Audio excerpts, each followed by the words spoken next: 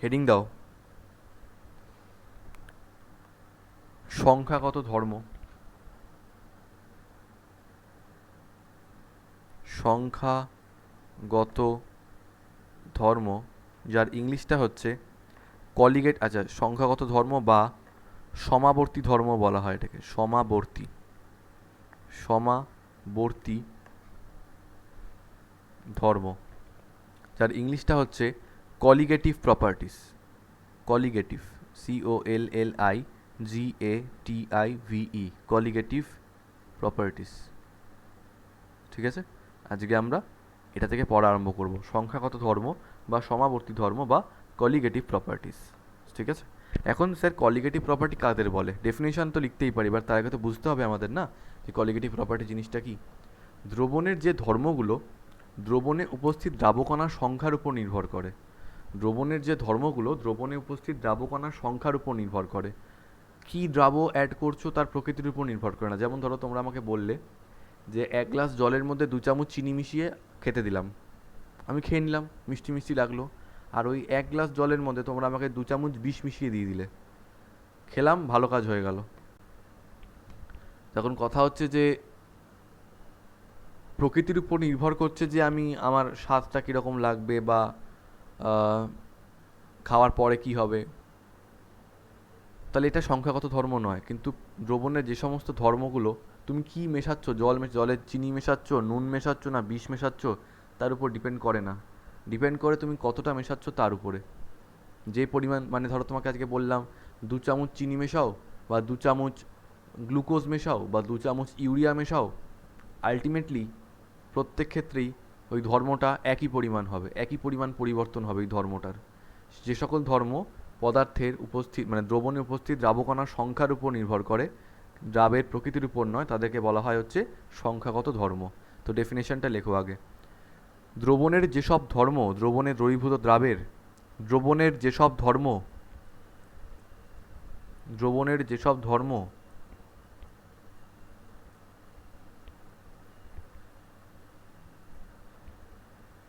দ্রবণের যেসব ধর্ম দ্রবণে দ্রবীভূত দ্রাবের, দ্রবণে দ্রবীভূত দ্রাবের প্রকৃতির উপর নির্ভর করে না, প্রকৃতির উপর নির্ভর করে না,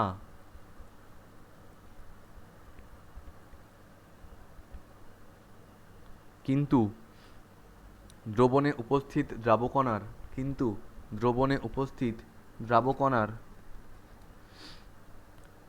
সংখ্যার উপর নির্ভর করে, দ্রবণে উপস্থিত দ্রাবকণার সংখ্যার উপর নির্ভর করে,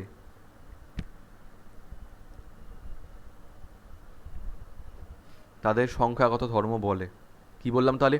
দ্রবণের যেসব ধর্ম দ্রবণে দ্রবীভূত দ্রাবের প্রকৃতির উপর নির্ভর করে না, কিন্তু দ্রবণে উপস্থিত দ্রাবকণার সংখ্যার উপর নির্ভর করে, তাদের সংখ্যাগত ধর্ম বলে। ইংলিশে কি বলে? Colligative properties. ঠিক আছে, কলিগেটিভ প্রপার্টিস 4টে আছে, লিখতে থাকো পরপর 4টে। একটা হচ্ছে নাম্বার 1, বাষ্পচাপের আপেক্ষিক অবনমন। বাষ্পচাপের আপেক্ষিক অবনমন, আপেক্ষিক, বাষ্পচাপের আপেক্ষিক অবনমন, যার ইংলিশটা হচ্ছে রিলেটিভ লোয়ারিং, সব লিখবে কিন্তু, relative lowering of vapour pressure, সুন্দর করে লিখবে। নাম্বার 2, স্ফুটনাঙ্কের উন্নয়ন, স্ফুটনাঙ্কের উন্নয়ন, স্ফুটনাঙ্কের উন্নয়ন, elevation of boiling point, elevation of boiling point। 3 নম্বর, হিমাঙ্কের অবনমন, হিমাঙ্কের অবনমন, ইংলিশটা হচ্ছে depression of freezing point, depression of freezing point.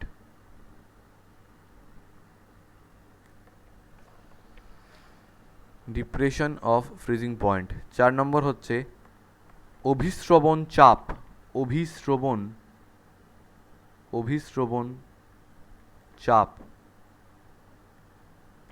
ইংলিশটা হচ্ছে অসমোটিক প্রেশার, অসমোটিক প্রেশার, ঠিক আছে। বাষ্পচাপের আপেক্ষিক অবনমন, স্ফুটনাঙ্কের উন্নয়ন, হিমাঙ্কের অবনমন আর অভিস্রবণ চাপ। Clear?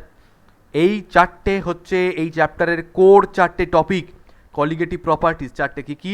Relative lowering of vapour pressure, elevation of boiling point, depression of freezing point, osmotic pressure. Sir তাহলে এতদিন কি করছিলাম? এতদিন পর্যন্ত ফান্ডামেন্টাল পড়ছিলাম। কনসেন্ট্রেশন যা যা পড়েছি সব ফান্ডামেন্টাল, হেনরিজ ল ফান্ডামেন্টাল, সব হচ্ছে এগুলো বেসিক পার্ট, ঠিক আছে। আজকে থেকে প্র্যাকটিক্যালি সলিউশন পড়া আরম্ভ হলো।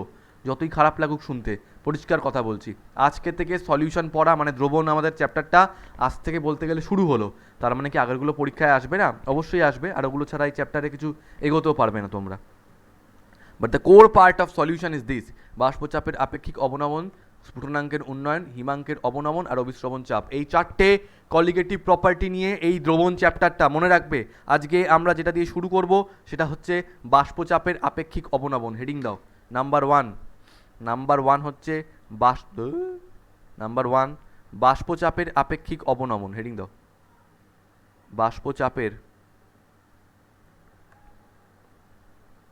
আপেক্ষিক অবনমন। ইংলিশ টার্মটা কি বলেছি? Relative lowering of vapour pressure, relative lowering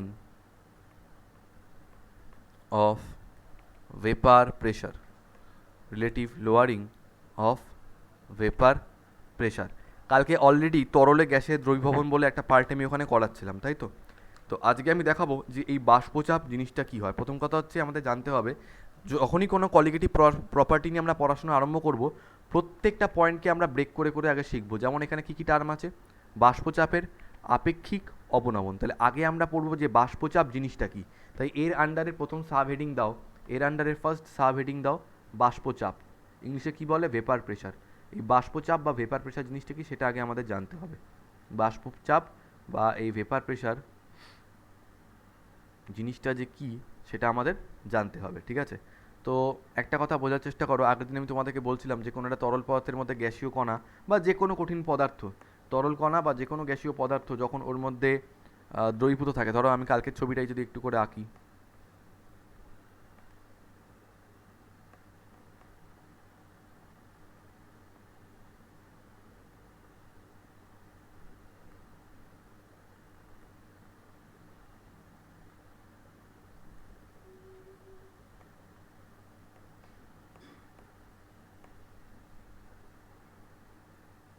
দেখবে একটু আগে,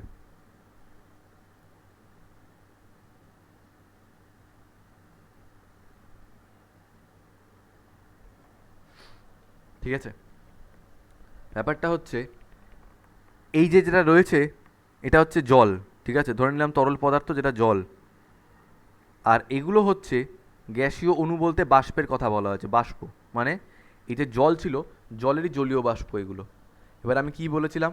এদের মধ্যে একটা অদ্ভুত ধরনের সাম্যাবস্থার সৃষ্টি হয়। কীরকম সাম্যাবস্থা? এই অদ্রবীভূত কণাগুলো বা এই যে বাষ্পগুলো রয়েছে না, এগুলো তরলে পরিণত হতে চাইছে, এগুলো তরলে পরিণত হতে চাইছে। আর যেগুলো তরল অবস্থায় রয়েছে সেগুলো আবার বাষ্পে পরিণত হতে চাইছে। তরল যে অণুগুলো রয়েছে সেগুলো আবার বাষ্পে পরিণত হতে চাইছে। এবং এটা একটা সাম্যাবস্থা কেন হয়? কারণ যে পরিমাণ বাষ্পগুলো তরলে পরিণত হতে চায় সেই একই পরিমাণ, কি বলছি, যে পরিমাণ বাষ্পগুলো তরলে পরিণত হতে চায় সেই একই পরিমাণ তরল অণুগুলো আবার বাষ্পে পরিণত হতে চায়। জিনিসটা এরকম হয়, H2O ব্র্যাকেটে L, রিভার্সিবল সাইন H2O ব্র্যাকেটে G। মানে দেখো, জলের তরল কণা থেকে বাষ্পীকণা যেতে চাইছে, আবার বাষ্প থেকে তরল অবস্থায় আসতে চাইছে। এটা সাম্যাবস্থা রচিত হয়, সাম্যাবস্থা, ঠিক আছে, সাম্যাবস্থা। এরকম সাম্যাবস্থায় থাকা কন্টেনারটা ক্লোজও হতে পারে আবার ওপেনও হতে পারে। এই সাম্যাবস্থায় থাকা অবস্থায় এই বাষ্পগুলো যে চাপ প্রয়োগ করে সেই চাপকেই বলা হয় হচ্ছে বাষ্পচাপ। পরিষ্কার কথা বললাম, এই যে বাষ্পীভূত কণাগুলো রয়েছে এরা তরলের পৃষ্ঠতলে বা পাত্রের গায়ে যে চাপ প্রয়োগ করে সেটাকে বলা হয় হচ্ছে তরলের বাষ্পচাপ। তো লেখো। স্যার চাপ কি করে প্রয়োগ করবে? ওরা তো বাষ্প হয়ে ওপরে উঠেই যে যাচ্ছে, আবার চাপ দেবে কি করে? এটা ক্লোজড কন্টেনার রয়েছে সেই জন্য এই ও তরলের আচ্ছা। বাষ্পচাপগুলো, এই তরলের বাষ্পীয় কণাগুলো যে চাপ প্রয়োগ করছে সেই চাপটাকেই বলা হচ্ছে তরলের বাষ্পচাপ। তো লেখো। আর যদি উপর দিকে উঠে যায় সেটা নিয়েও একটা টপিক আছে, যেমন এইটা আমি সম্পূর্ণ ক্লোজড কন্টেনারের জন্য করেছি। ওপেন কন্টেনার হলে কি হয় সেটাও আমরা করব, চিন্তা নেই। আগে লিখে নাও ডেফিনেশনটা, আগে লেখো। স্থির উষ্ণতায় কোনো তরল তার বাষ্পের সঙ্গে, ডেফিনেশনটা লিখে নিয়ে তারপরে ছবিটা আঁকবে। স্থির উষ্ণতায় কোনো তরল তার বাষ্পের সঙ্গে, স্থির উষ্ণতায় কোনো তরল তার বাষ্পের সঙ্গে সাম্যাবস্থায় থাকলে, স্থির উষ্ণতায় কোনো তরল তার বাষ্পের সঙ্গে সাম্যাবস্থায় থাকলে বাষ্প দ্বারা প্রদত্ত চাপকে, বাষ্প দ্বারা প্রদত্ত চাপকে, বাষ্প দ্বারা প্রদত্ত চাপকে ওই উষ্ণতায়, ওই উষ্ণতায় উক্ত তরলের বাষ্পচাপ বলে, উক্ত তরলের বাষ্পচাপ বলে। তাহলে কি বললাম? স্থির উষ্ণতায় কোনো তরল তার বাষ্পের সঙ্গে সাম্যাবস্থায় থাকলে বাষ্প দ্বারা প্রদত্ত চাপকে ওই উষ্ণতায় উক্ত তরলের বাষ্পচাপ বলে। ইংলিশে কি বলা হয়? Vapour pressure. ছবিটা এবার এঁকে নাও, এবং তার পাশাপাশি আমি আরেকটা ছবিও আঁকছি। এটা তো গেল ক্লোজড কন্টেনারের জন্য। ওপেন কন্টেনারের জন্য কি হচ্ছে, চাপটা কোথায় প্রয়োগ হচ্ছে সেটা বুঝতে হবে আমাদের। ভালো করে দেখো। কন্টেনার ধরো ওপেন রয়েছে, মন দিয়ে শুনবে কি বলতে চাইছি, যার মধ্যে ওয়াটার রয়েছে।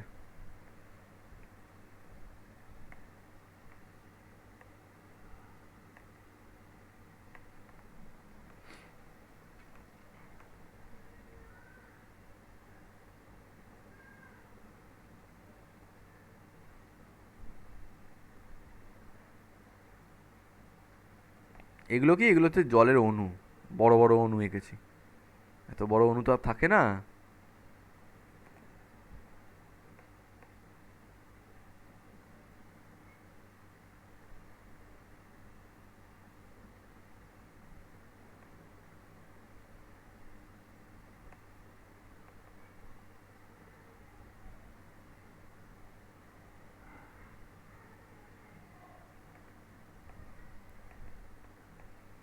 ধরো তলা থেকে হিট দেওয়া হচ্ছে, বা না, হিটের জন্য কি হচ্ছে, এই যে হিট পার্টিকেলগুলো আস্তে আস্তে উপর দিকে উঠলো, যে হিটগুলো উপর দিকে উঠলো, একদম আপার সারফেসের এই যে ওয়াটার মলিকুলগুলো, এগুলো যদি হিটটা পায় তাহলে এরা কি করবে, এরা বাষ্পে পরিণত হয়ে যাবে এরমভাবে।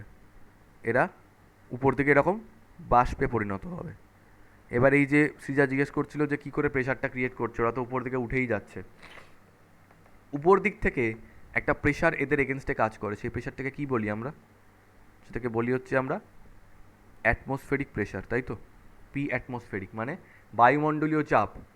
এই বায়ুমণ্ডলীয় চাপের উল্টো দিকে, বায়ুমণ্ডলীয় চাপের উল্টো দিকে যে প্রেশারটা অ্যাপ্লাই করে এই বাষ্পটা, জলীয় বাষ্পটা উপর দিকে উঠে যাচ্ছে, সেই প্রেশারটাকেই আমরা বলি হচ্ছে বাষ্পচাপ। কি বলি এটাকে আমরা? বাষ্পচাপ। বলো ছবিটা সবাই বুঝতে পারলে কি না? তাহলে আমি কি করছি, এক গ্লাস ধরো জল রয়েছে, তলা থেকে আমি হিট দিচ্ছি, তাহলে কি হবে, এই হিটগুলো আস্তে আস্তে আস্তে আস্তে উপর দিকে উঠবে। জলের একদম আপার সারফেসে থাকা, একদম উপরের তলে থাকা এই জলের অণুগুলো যারা এই হিটটাকে অ্যাবজর্ব করবে, তারা গরম হয়ে উপর দিকে বাষ্প আকারে বেরিয়ে যাবে। এই বাষ্প আকারে বেরোনোর সময় উপর থেকে একটা প্রেশার কাজ করছে, যেটা অ্যাটমসফেরিক প্রেশার বা বায়ুমণ্ডলীয় চাপ, যেটা কি করছে, এই বাষ্পটাকে উঠতে দিচ্ছে না। কিন্তু বাষ্পটাও এই বায়ুমণ্ডলীয় চাপের উল্টো দিকে যে প্রেশারটা দিয়ে উপর দিকে উঠে যাচ্ছে, সেই চাপটাকে পরিষ্কার কথায় বলা হয় হচ্ছে বাষ্পচাপ। তারে তরল পদার্থের বাষ্পগুলো, বাষ্পীভূত অণুগুলো যে চাপ, বায়ুমণ্ডলীয় চাপের এগেনস্টে যে চাপ প্রয়োগ করে উপর দিকে উঠে যায়, সেই চাপটাকেই পরিষ্কার কথায় বলা হচ্ছে বাষ্পচাপ, আর কিচ্ছু না। এবার ডেফিনেশনটা এরমভাবে লেখা হয়েছে কেন? কারণ কন্টেনার ক্লোজও হতে পারে, ওপেনও হতে পারে, but it is the fundamental concept, যে বায়ুমণ্ডলীয় চাপের উল্টো দিকে, যখনই তোমাদের আমি জিজ্ঞেস করবো বাষ্পচাপ জিনিসটা কি, কারণ দেখো পরিষ্কার কথা বলছি, স্যার পরীক্ষায় কি কোনোদিন বাষ্পচাপ লিখতে দেবে? জীবনে দেবে না। It is important for you to know, তোমার জানা দরকার। যখনই আমি জিজ্ঞেস করবো এই বাষ্পচাপ কী জিনিস, ভেপার প্রেশার কাকে বলে, স্যার ভেপার প্রেশার মানে হলো অ্যাটমসফেরিক প্রেশার, মানে বায়ুমণ্ডলীয় চাপের এগেনস্টে যে প্রেশারটা অ্যাপ্লাই করে বাষ্পীয় কণাগুলো উপর দিকে উঠে যায়, সেই চাপটাকে বলা হচ্ছে বাষ্পচাপ। কী দিয়ে রিপ্রেজেন্ট করেছে স্যার? P0। কী দিয়ে রিপ্রেজেন্ট করেছি? স্মল পি আর উপরে জিরো, সাবস্ক্রিপ্ট নয়, উপরে জিরো, সুপারস্ক্রিপ্টে জিরো। সাবস্ক্রিপ্ট সুপারস্ক্রিপ্ট বোঝো তো তোমরা? ধরো x to the power N লিখলাম, এই এনটা লেখা হচ্ছে সুপারস্ক্রিপ্টে, আর ধরো এক্স নিচে এন লিখলাম, এটা হচ্ছে সাবস্ক্রিপ্টে, ঠিক আছে? তাহলে পি এর মাথায় জিরো দিয়েছি, পি এর মাথায় কেন জিরো দিয়েছি না দিচ্ছি সব পরে বোঝাবো, এখন আপাতত লিখে রাখো পি জিরো, ঠিক আছে? তাহলে বাষ্পচাপ মানে কি? আবারও আমি বলছি, বায়ুমণ্ডলীয় চাপের এগেনস্টে যে প্রেশারটা অ্যাপ্লাই করে, বায়ুমণ্ডলীয় চাপের এগেনস্টে যে চাপটা অ্যাপ্লাই করে বাষ্পীয় কণাগুলো উপর দিকে উঠে যায় সেটাকে বলা হচ্ছে বাষ্পচাপ, তরলের বাষ্পচাপ। ব্যাস, ছবি আঁকা হয়ে গেছে? না করেছি। এঁকে ফেলো তাড়াতাড়ি করে।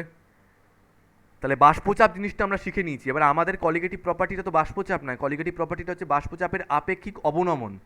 আপেক্ষিক কথাটা আবার আমরা পরে শিখবো, তার আগে আমরা শিখি যে বাষ্পচাপের অবনমন জিনিসটাই বা কি, অবনমন বলতে কি বলা হয়েছে। ছবিটা আঁকা হয়ে গেছে?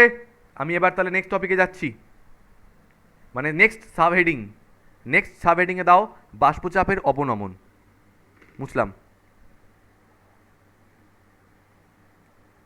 হেডিং দাও বাষ্পচাপের অবনমন। বাষ্পচাপের অবনমন ইংলিশটা হচ্ছে লোয়ারিং অফ, আমি কিন্তু রিলেটিভ বলছি না, হ্যাঁ রিলেটিভ মানে হয়ে যাচ্ছে হচ্ছে আপেক্ষিক, লোয়ারিং অফ ভেপার প্রেশার। শুধু অবনমন করছি আমরা, আপেক্ষিক অবনমন নয়, ভেপার প্রেশার,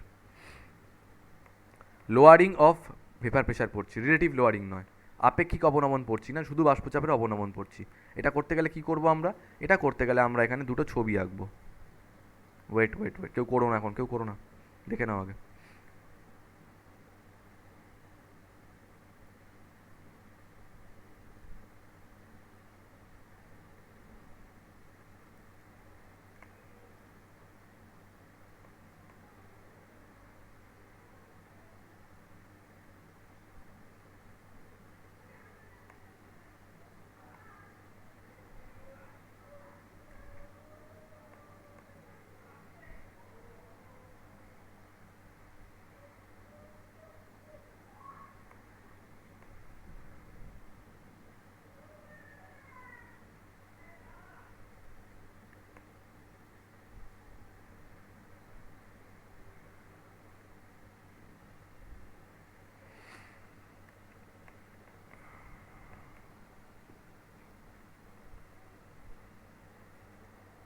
মন দিয়ে শুনবে। ধরে নিচ্ছি এটা আছে হচ্ছে বিশুদ্ধ, কি হলো, ও, এটা আছে হচ্ছে বিশুদ্ধ দ্রাবক। বিশুদ্ধ দ্রাবক, স্যার বিশুদ্ধ দ্রাবক মানে কি দাদা? বিশুদ্ধ দ্রাবক মানে কি?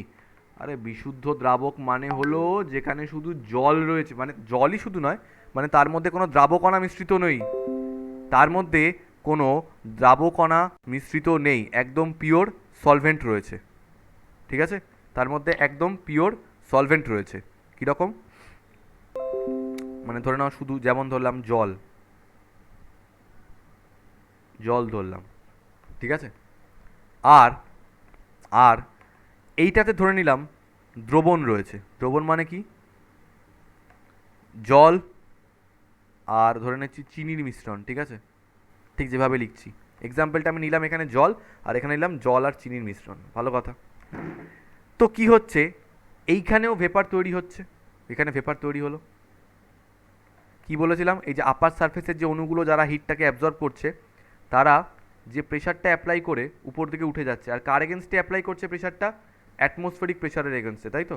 অ্যাটমসফেরিক প্রেশারের এগেনস্টে যে প্রেশারটা অ্যাপ্লাই করে ওরা উপর দিকে উঠে যাচ্ছে, সেটাকে বলি হচ্ছে আমরা বাষ্পচাপ।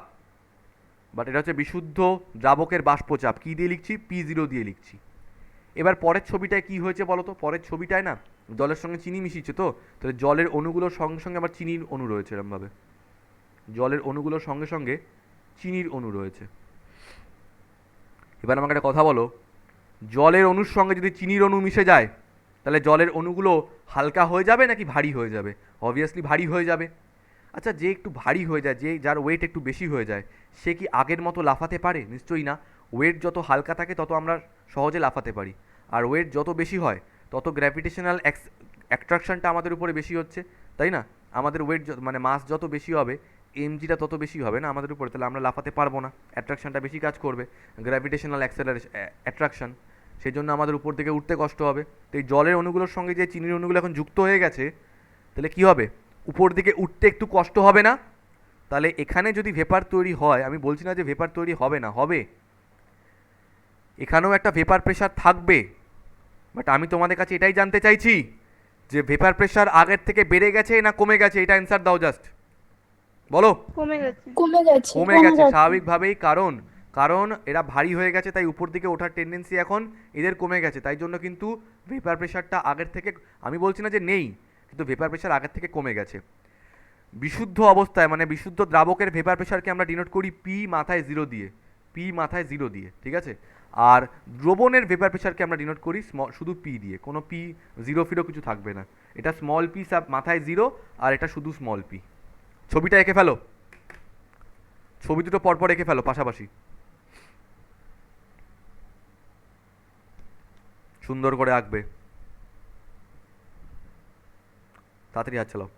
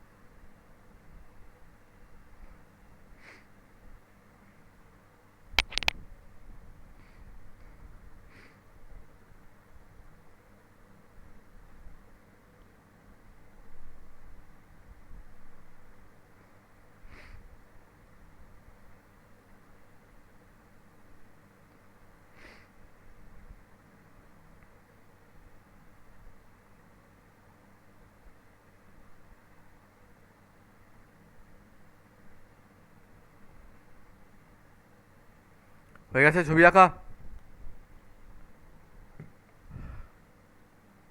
নিচে লেখো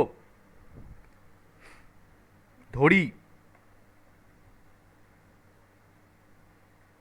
ধরি বিশুদ্ধ দ্রাবকের বাষ্পচাপ, ধরি বিশুদ্ধ দ্রাবকের বাষ্পচাপ, বিশুদ্ধ দ্রাবকের বাষ্পচাপ কি দিয়ে রিপ্রেজেন্ট করছি আমরা? পি জিরো, ভুললে চলবে না কিন্তু নোটেশনটা, পি জিরো, এবং এবং দ্রবণের বাষ্পচাপ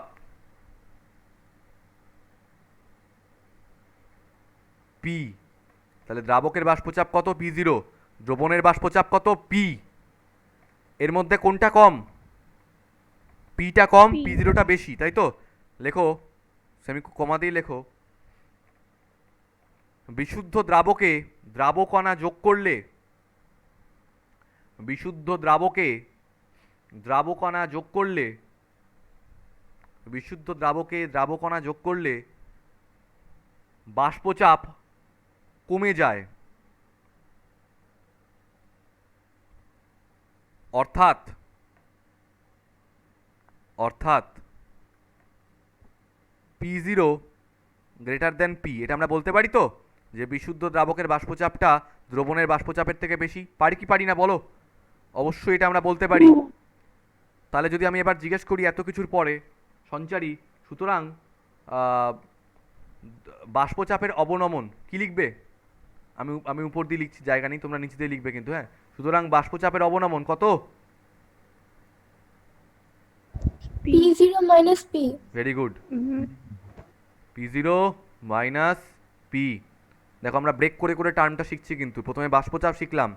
পাতিকতায় বাষ্পচাপ মানে হচ্ছে যখন কোনো একটা তরল পদার্থের যে অণুগুলো বাষ্পে পরিণত হয় এবং সেই বাষ্পটা যে প্রেশারটা অ্যাপ্লাই করে, অ্যাটমসফেরিক প্রেশারের এগেনস্টে যে প্রেশারটা অ্যাপ্লাই করে উপর দিকে উঠে যায়, সেটাকে বলা হচ্ছে বাষ্পচাপ। বিশুদ্ধ দ্রাবকের বাষ্পচাপকে P0 দিয়ে রিপ্রেজেন্ট করি, দ্রবণের বাষ্পচাপকে P দিয়ে রিপ্রেজেন্ট করি। বিশুদ্ধ দ্রাবকে দ্রাবকণা অ্যাড করলে দ্রবণের বাষ্পচাপ কমতে থাকে, তাই P0 P এর থেকে বড়, তাই অবনমনের মান হচ্ছে P0 minus P। Last term এলো এবার, কি সেটা? বাষ্পচাপের আপেক্ষিক অবনমন। ছবিটা মুছলাম। বাষ্পচাপের আপেক্ষিক অবনমন। তাহলে অবনমনের মানটা আমরা অলরেডি পেয়ে গেছি, যে বাষ্পচাপের অবনমন হচ্ছে, বাষ্পচাপের অবনমন হচ্ছে P0 মাইনাস P। ঠিক আছে তো? এবার তোমাদেরকে বলি, তোমরা ছোটোবেলায় লাভ ক্ষতির অঙ্ক করেছো তো? কি থাকতো মনে আছে ওখানে? ধরো তোমাদের বললাম কোথাও একটা লাভ হয়েছে, তো লাভটা কি কি করে করতাম আমরা? বিক্রয় মূল্য মাইনাস ক্রয় মূল্য বাই ক্রয় মূল্য ইন্টু 100। এটা কি? এটা হচ্ছে প্রফিট পার্সেন্টেজ বা লাভের শতকরা কত হার, মানে কত শতকরা লাভ হয়েছে। লক্ষ্য করো এই জায়গাটায় ক্রয় মূল্য দিয়ে ভাগ করছি কেন বাপ? কারণ ক্রয় মূল্যটা হচ্ছে একটা standard value, it's a standard value. সবচেয়ে বড় দুঃখ শুনবে, যখন পরীক্ষার রেজাল্ট নিয়ে বাড়ি আসতাম, প্রত্যেকের বাড়ি এটা ঘটনা, জানি না কার বাড়িতে এটা হয় না। ছি, এটা মার্কস, ওকে দেখ, যদিও আমাকে কখনো কেউ কম্পেয়ার করেনি, ক্লাসের ফার্স্ট বয়টাকে দেখ, 100 পেয়েছে 98, তুই কত পেয়েছিস? 60, বা ধরো আমি পেয়েছি 50। হ্যাঁ, দেখ তুই 50 পেয়েছিস, ও 98 পেয়েছিস, ও 98 পেয়েছে, লজ্জা করে না? মানে ধরো 98 মানে প্রায় ধরে নিচ্ছে 100 পেয়েছে ও, তুই ওর হাফ পেয়েছিস, হাফ। এভাবে বলতো যে ফার্স্ট বয়টা 100 পেয়েছে আর তুই 50 পেয়েছিস, হাফ পেয়েছিস তুই। এই যে হাফ, কী করে বুঝলো হাফ পেয়েছি? তার কারণ আমার মার্কসটাকে রাখলো বাই ফার্স্ট বয়ের মার্কসটাকে রাখলো, রেখে বললো আচ্ছা মানে 1/2, তার মানে আমি ফার্স্ট বয়ের হাফ পেয়েছি। এবার এখানে আমার একটা বক্তব্য আছে, একে দেখি কেন কম্পেয়ারটা করছে? ক্লাসে তো এরকম অনেক ছেলে আছে যারা 25ও পেয়েছে, 25, তাদের রেসপেক্টটা দেখুক। তাহলে তো 50/25 করলে আমি ডবল মার্কস পেয়েছি এদের। ফার্স্ট বয়ের থেকে নাকি হাফ মার্কস পেয়েছি, ঠিক আছে, কিন্তু এই ছেলেটার থেকে তো ডবল মার্কস পেয়েছি, কই সেটা তো কখনো বলছো না। তার মানেটা কি? তার মানে হচ্ছে তোমাকে কম্পেয়ার করা হবে সবসময় সেই ছেলেটার রেসপেক্টে যেটাকে স্ট্যান্ডার্ড ধরে নেওয়া হয়।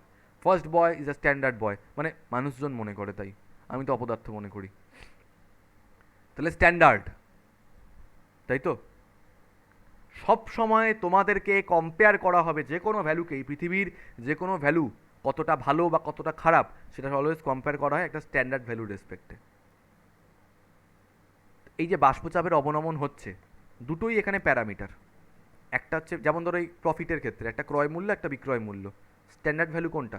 আজকে বিক্রয় মূল্য তোমরা যা খুশি করতে পারো, ধরো একটা জিনিসের অ্যাকচুয়াল দাম 30 টাকা, তোমরা সেটা আমাকে 3000 টাকাতেও বিক্রি করতে পারো, আবার 25 টাকাতেও বিক্রি করতে পারো। তো বিক্রয় মূল্য তোমরা বেশিও রাখতে পারো, কমও রাখতে পারো, বাট স্ট্যান্ডার্ড কোনটা? স্ট্যান্ডার্ড হচ্ছে যেটা ওটার অ্যাকচুয়াল দাম।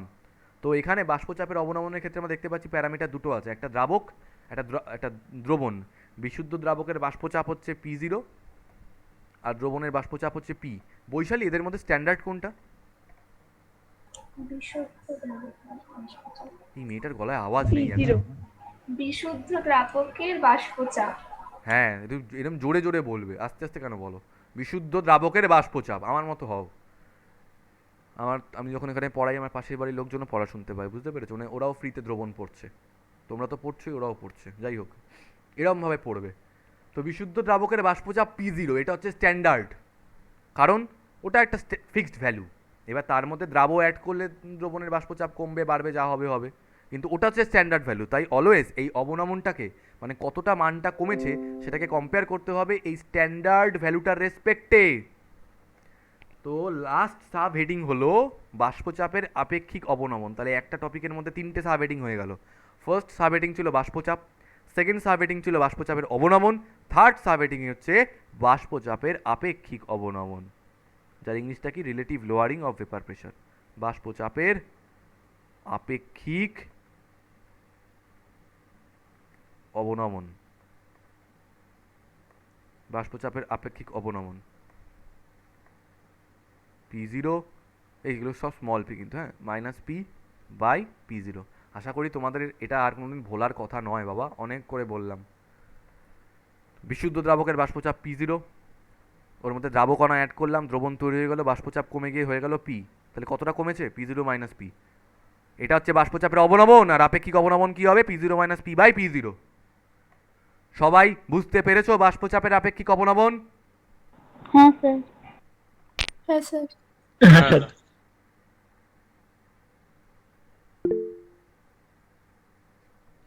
ওকে, লিখে নাও P zero minus P by P zero. ভুললে চলবে না, এটা আর ভোলার কোনো জায়গা নেই। ডান। এবার তোমাদেরকে বলি, এই যে চারটে কলিগেটিভ প্রপার্টি আমি লিখিয়েছিলাম, হ্যাঁ, কী কী নাম লিখেছিলাম? বাষ্পচাপের আপেক্ষিক অবনমন, স্ফুটনাঙ্কের উন্নয়ন, হিমাঙ্কের অবনমন, আর অবিশ্রবণ চাপ। প্রথম তিনটে, এই বাষ্পচাপের আপেক্ষিক অবনমন, স্ফুটনাঙ্কের উন্নয়ন আর হিমাঙ্কের অবনমন, এই প্রথম তিনটে নিয়ে বিজ্ঞানী রাউল্ট, অদ্ভুত নাম,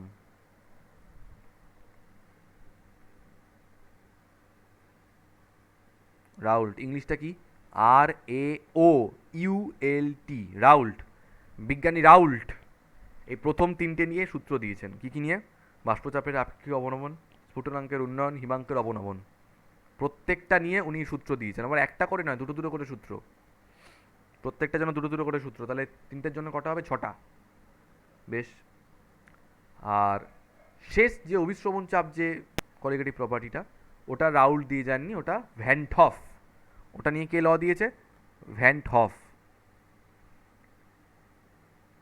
তার মানে আমাদের কাজ কি বলতো? আমাদের কাজ হচ্ছে কলিগেটিভ প্রপার্টিগুলোকে শেখা। যেমন এতক্ষণ ধরে আমরা বাষ্পচাপের অপেক্ষিক অবনমন শিখলাম, যে জিনিসটা অ্যাকচুয়ালি কী, শেখার পরে আমরা রাউল্টের সূত্র শিখতে পারবো। যেমন আজকে যদি তোমাদেরকে প্রথমেই আমি বলতাম চলো রাউল্টের ভেপার প্রেশারে, রাউল্টের রিলেটিভ লোয়ারিং অফ ভেপার প্রেশারের সূত্রটা লেখো, মানে বাষ্পচাপের আপেক্ষিক অবনমন সংক্রান্ত রাউল্টের সূত্রটি লেখো। এবার তোমরা যদি এটাই না জানো যে বাষ্পচাপের আপেক্ষিক অবনমন জিনিসটা হয় কি, তাহলে রাউল্টের সূত্র বুঝবে কি করে? তাই আগে তোমাদের কলিগেটিভ প্রপার্টিটা শেখাতে হবে, যে বাষ্পচাপের আপেক্ষিক অবনমন মানেটা অ্যাকচুয়ালি কী, তারপরে তোমাদের সেই সংক্রান্ত রাউল্টের সূত্রটা আমি লেখাতে পারবো। তো হেডিং দাও, বাষ্পচাপের আপেক্ষিক অবনমন সংক্রান্ত রাউল্টের সূত্র। বাষ্পচাপের আপেক্ষিক অবনমন সংক্রান্ত রাউল্টের সূত্র। প্রত্যেকটা কলিগেটিভ প্রপার্টিতে রাউল্টের ল আলাদা আলাদা। বাষ্পচাপের আপেক্ষিক অবনমন সংক্রান্ত রাউল্টের সূত্র। সঞ্চারী, বাষ্পচাপের আপেক্ষিক অবনমনকে আমরা কি দিয়ে লিখি একটু বলে দাও আমাকে।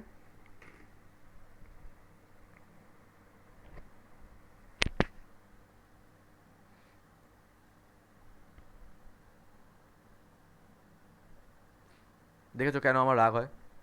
কে বলবে বাষ্পচাপের আপেক্ষিক অবনমনকে কি দিয়ে লিখি আমরা?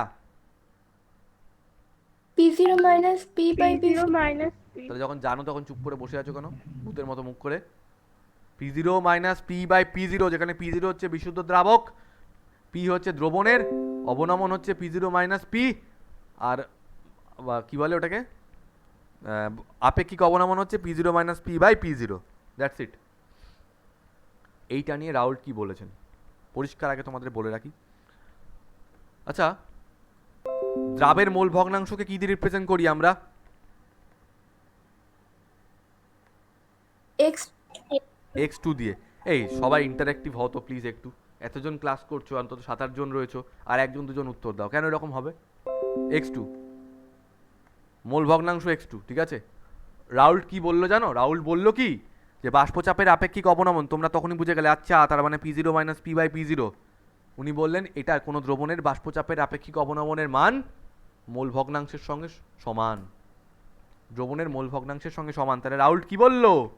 বললো বাষ্পচাপের আপেক্ষিক অবনমন মানে তোমরা বুঝে গেলে আচ্ছা P zero minus P by P zero, এর মানটা দ্রবণের দ্রাবের মোল ভগ্নাংশের সঙ্গে সমান। তার মানে P zero minus P by P zero equals to x two. তাহলে বৈশালী, রাউল্ট কি বললো? ল্যাঙ্গুয়েজটা কি বললো?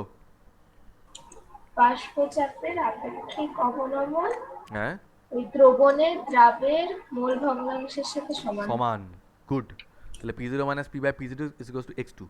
এবার আমাদের ধরো পরীক্ষায় লিখতে দিল বাষ্পচাপের আপেক্ষিক অবনমন সংক্রান্ত রাউল্টের সূত্রটি লেখো, লিখে দিয়ে এলে। রাউল্ট বলেছেন যে কোনো একটি দ্রবণের বাষ্পচাপের আপেক্ষিক অবনমনের মান উক্ত দ্রবণের দ্রাবের মোল ভগ্নাংশের সমান। পুরো কেটে উড়িয়ে দেবে। কেন কেটে উড়িয়ে দেবে? কিছু তো ভুল লিখিনি আমরা, ভুল লিখিনি ঠিকই, কিন্তু কোনো ইনফরমেশন এর মধ্যে নেই। The information is totally incomplete. তাহলে ইনফরমেশনকে আমরা কমপ্লিট কী করে করব? আমি ইনস্ট্যান্টলি বসে তোমাদের রাউল্টের সূত্র মুখস্থ করাবো এখনই, অ্যান্ড ইটস মাই প্রমিস যে তোমরা জীবনে ভুলবে না। হ্যাঁ, এবার তোমরা যদি চর্চা না করো তাহলে ভুলে যাবে অবশ্যই, বাট যতটা সম্ভব আমি হেল্প করে দিচ্ছি আজকে। তো হেডিং দাও, এই যে লিখেছো না রাউল্টের সূত্র, বাষ্পচাপের আপেক্ষিক অবনমন সংক্রান্ত রাউল্টের সূত্র, তার নিচে ছোট্ট করে লেখো, এখানে ছোট্ট ফোট্ট করে লেখো দ্রাবের প্রকৃতি, দ্রাবের প্রকৃতি, দ্রাবের প্রকৃতি, আর এখানে লেখো দ্রবণের প্রকৃতি। কি বললাম? দ্রাবের প্রকৃতি আর দ্রবণের প্রকৃতি। কি হয়েছে? দ্রাব আর দ্রবণ তো যেরকম খুশি হতে পারে, কিন্তু রাউল্টের সূত্র একমাত্র স্পেসিফিক কিছু দ্রাবের জন্যই অ্যাপ্লিকেবল। স্পেসিফিক কিছু দ্রাব এবং দ্রাবকের ক্ষেত্রেই অ্যাপ্লিকেবল, সবার জন্য কিন্তু অ্যাপ্লিকেবল নয়। ঠিক আছে?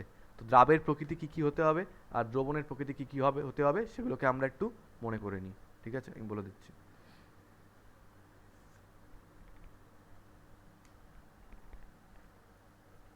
নাম্বার 1, কঠিন। আচ্ছা, আগে এটা দিয়ে শুরু করি। অনুদ্বায়ী, অনুদ্বায়ী মানে যারা উদ্বায়ী নয়, অনুদ্বায়ী। কর্পূর আছে না, কর্পূর, ওই যে পুজোর সময় কর্পূর ইউজ করে, ওকে খালি বাতাসে ছেড়ে দাও, একটু বাদে দেখবে ওটা আর নেই, উবে গেছে। পেট্রল, সেদিনকে একটা ম্যাজিশিয়ান দেখছিলাম জানো তো, এরকম মাথার মধ্যে গ্লাসের মধ্যে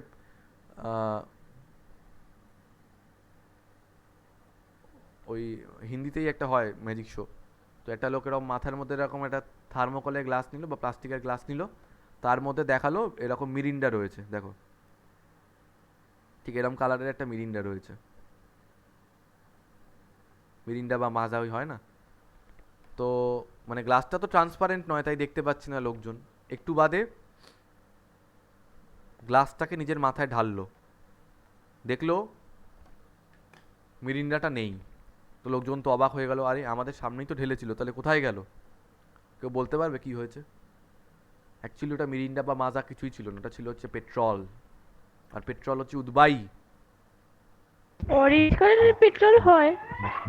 হ্যাঁ, কি অরেঞ্জ কালারের পেট্রোল হয়? পেট্রল দেখোনি জীবনে? হলদেটেই তো হয়, হলদেটে পেট্রোল অরেঞ্জ টাইপের। ঠিক আছে, নীল? কি কিছু না, পেট্রল নীল? আমি দেখিনি ওটা তাহলে। কেরোসিন। ও আচ্ছা। তো মহা মুশকিলে পড়া গেল, কোথায় কেরোসিন কোথায় পেট্রল।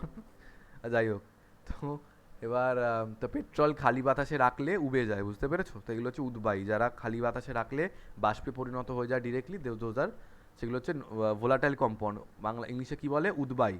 তো যারা উবে যায় না তাদেরকে কি বলবো? অনুদ্বায়ী। ইংলিশে বলা হয় নন ভোলাটাইল। এই রে পেট্রোলের কালার, নন ভোলাটাইল,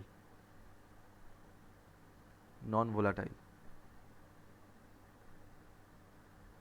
নাম্বার 2 হতে হবে তড়িৎ অবিশ্লেষ্য। তড়িৎ অবিশ্লেষ্য, যেমন NaCl তো ভেঙে যায়, তাহলে ওটা তড়িৎ বিশ্লেষ্য হবে না, তড়িৎ বিশ্লেষ্য হতে হবে। তা জয়ন্ত বলতে পারবে কেন তড়িৎ অবিশ্লেষ্য হতে হবে?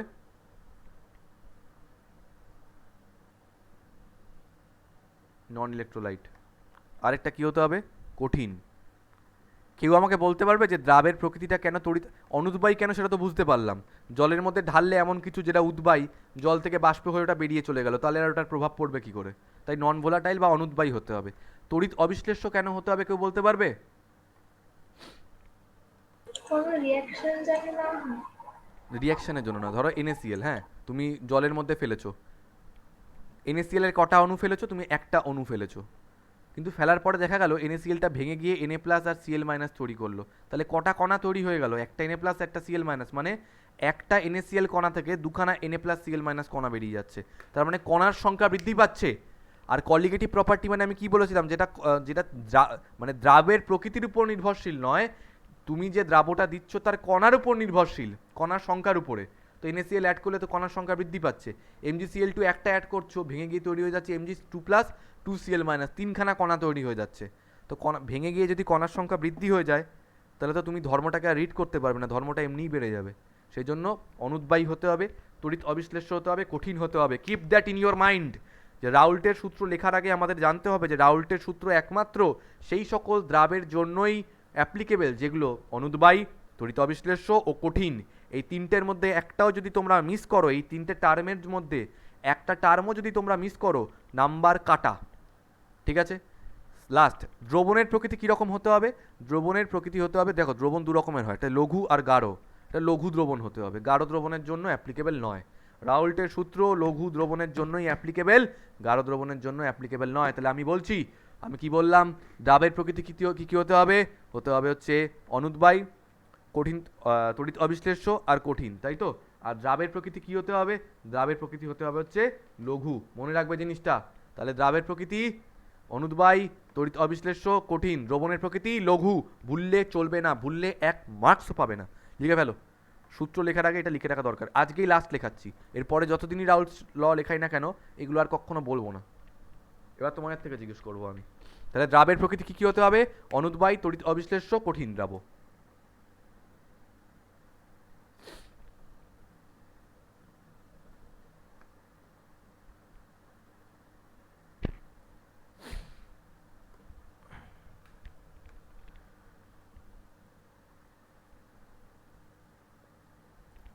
এবার আমি রাউল্টের সূত্রটা এখান দিয়ে লিখছি, কিন্তু তোমরা কেউ লিখবে না।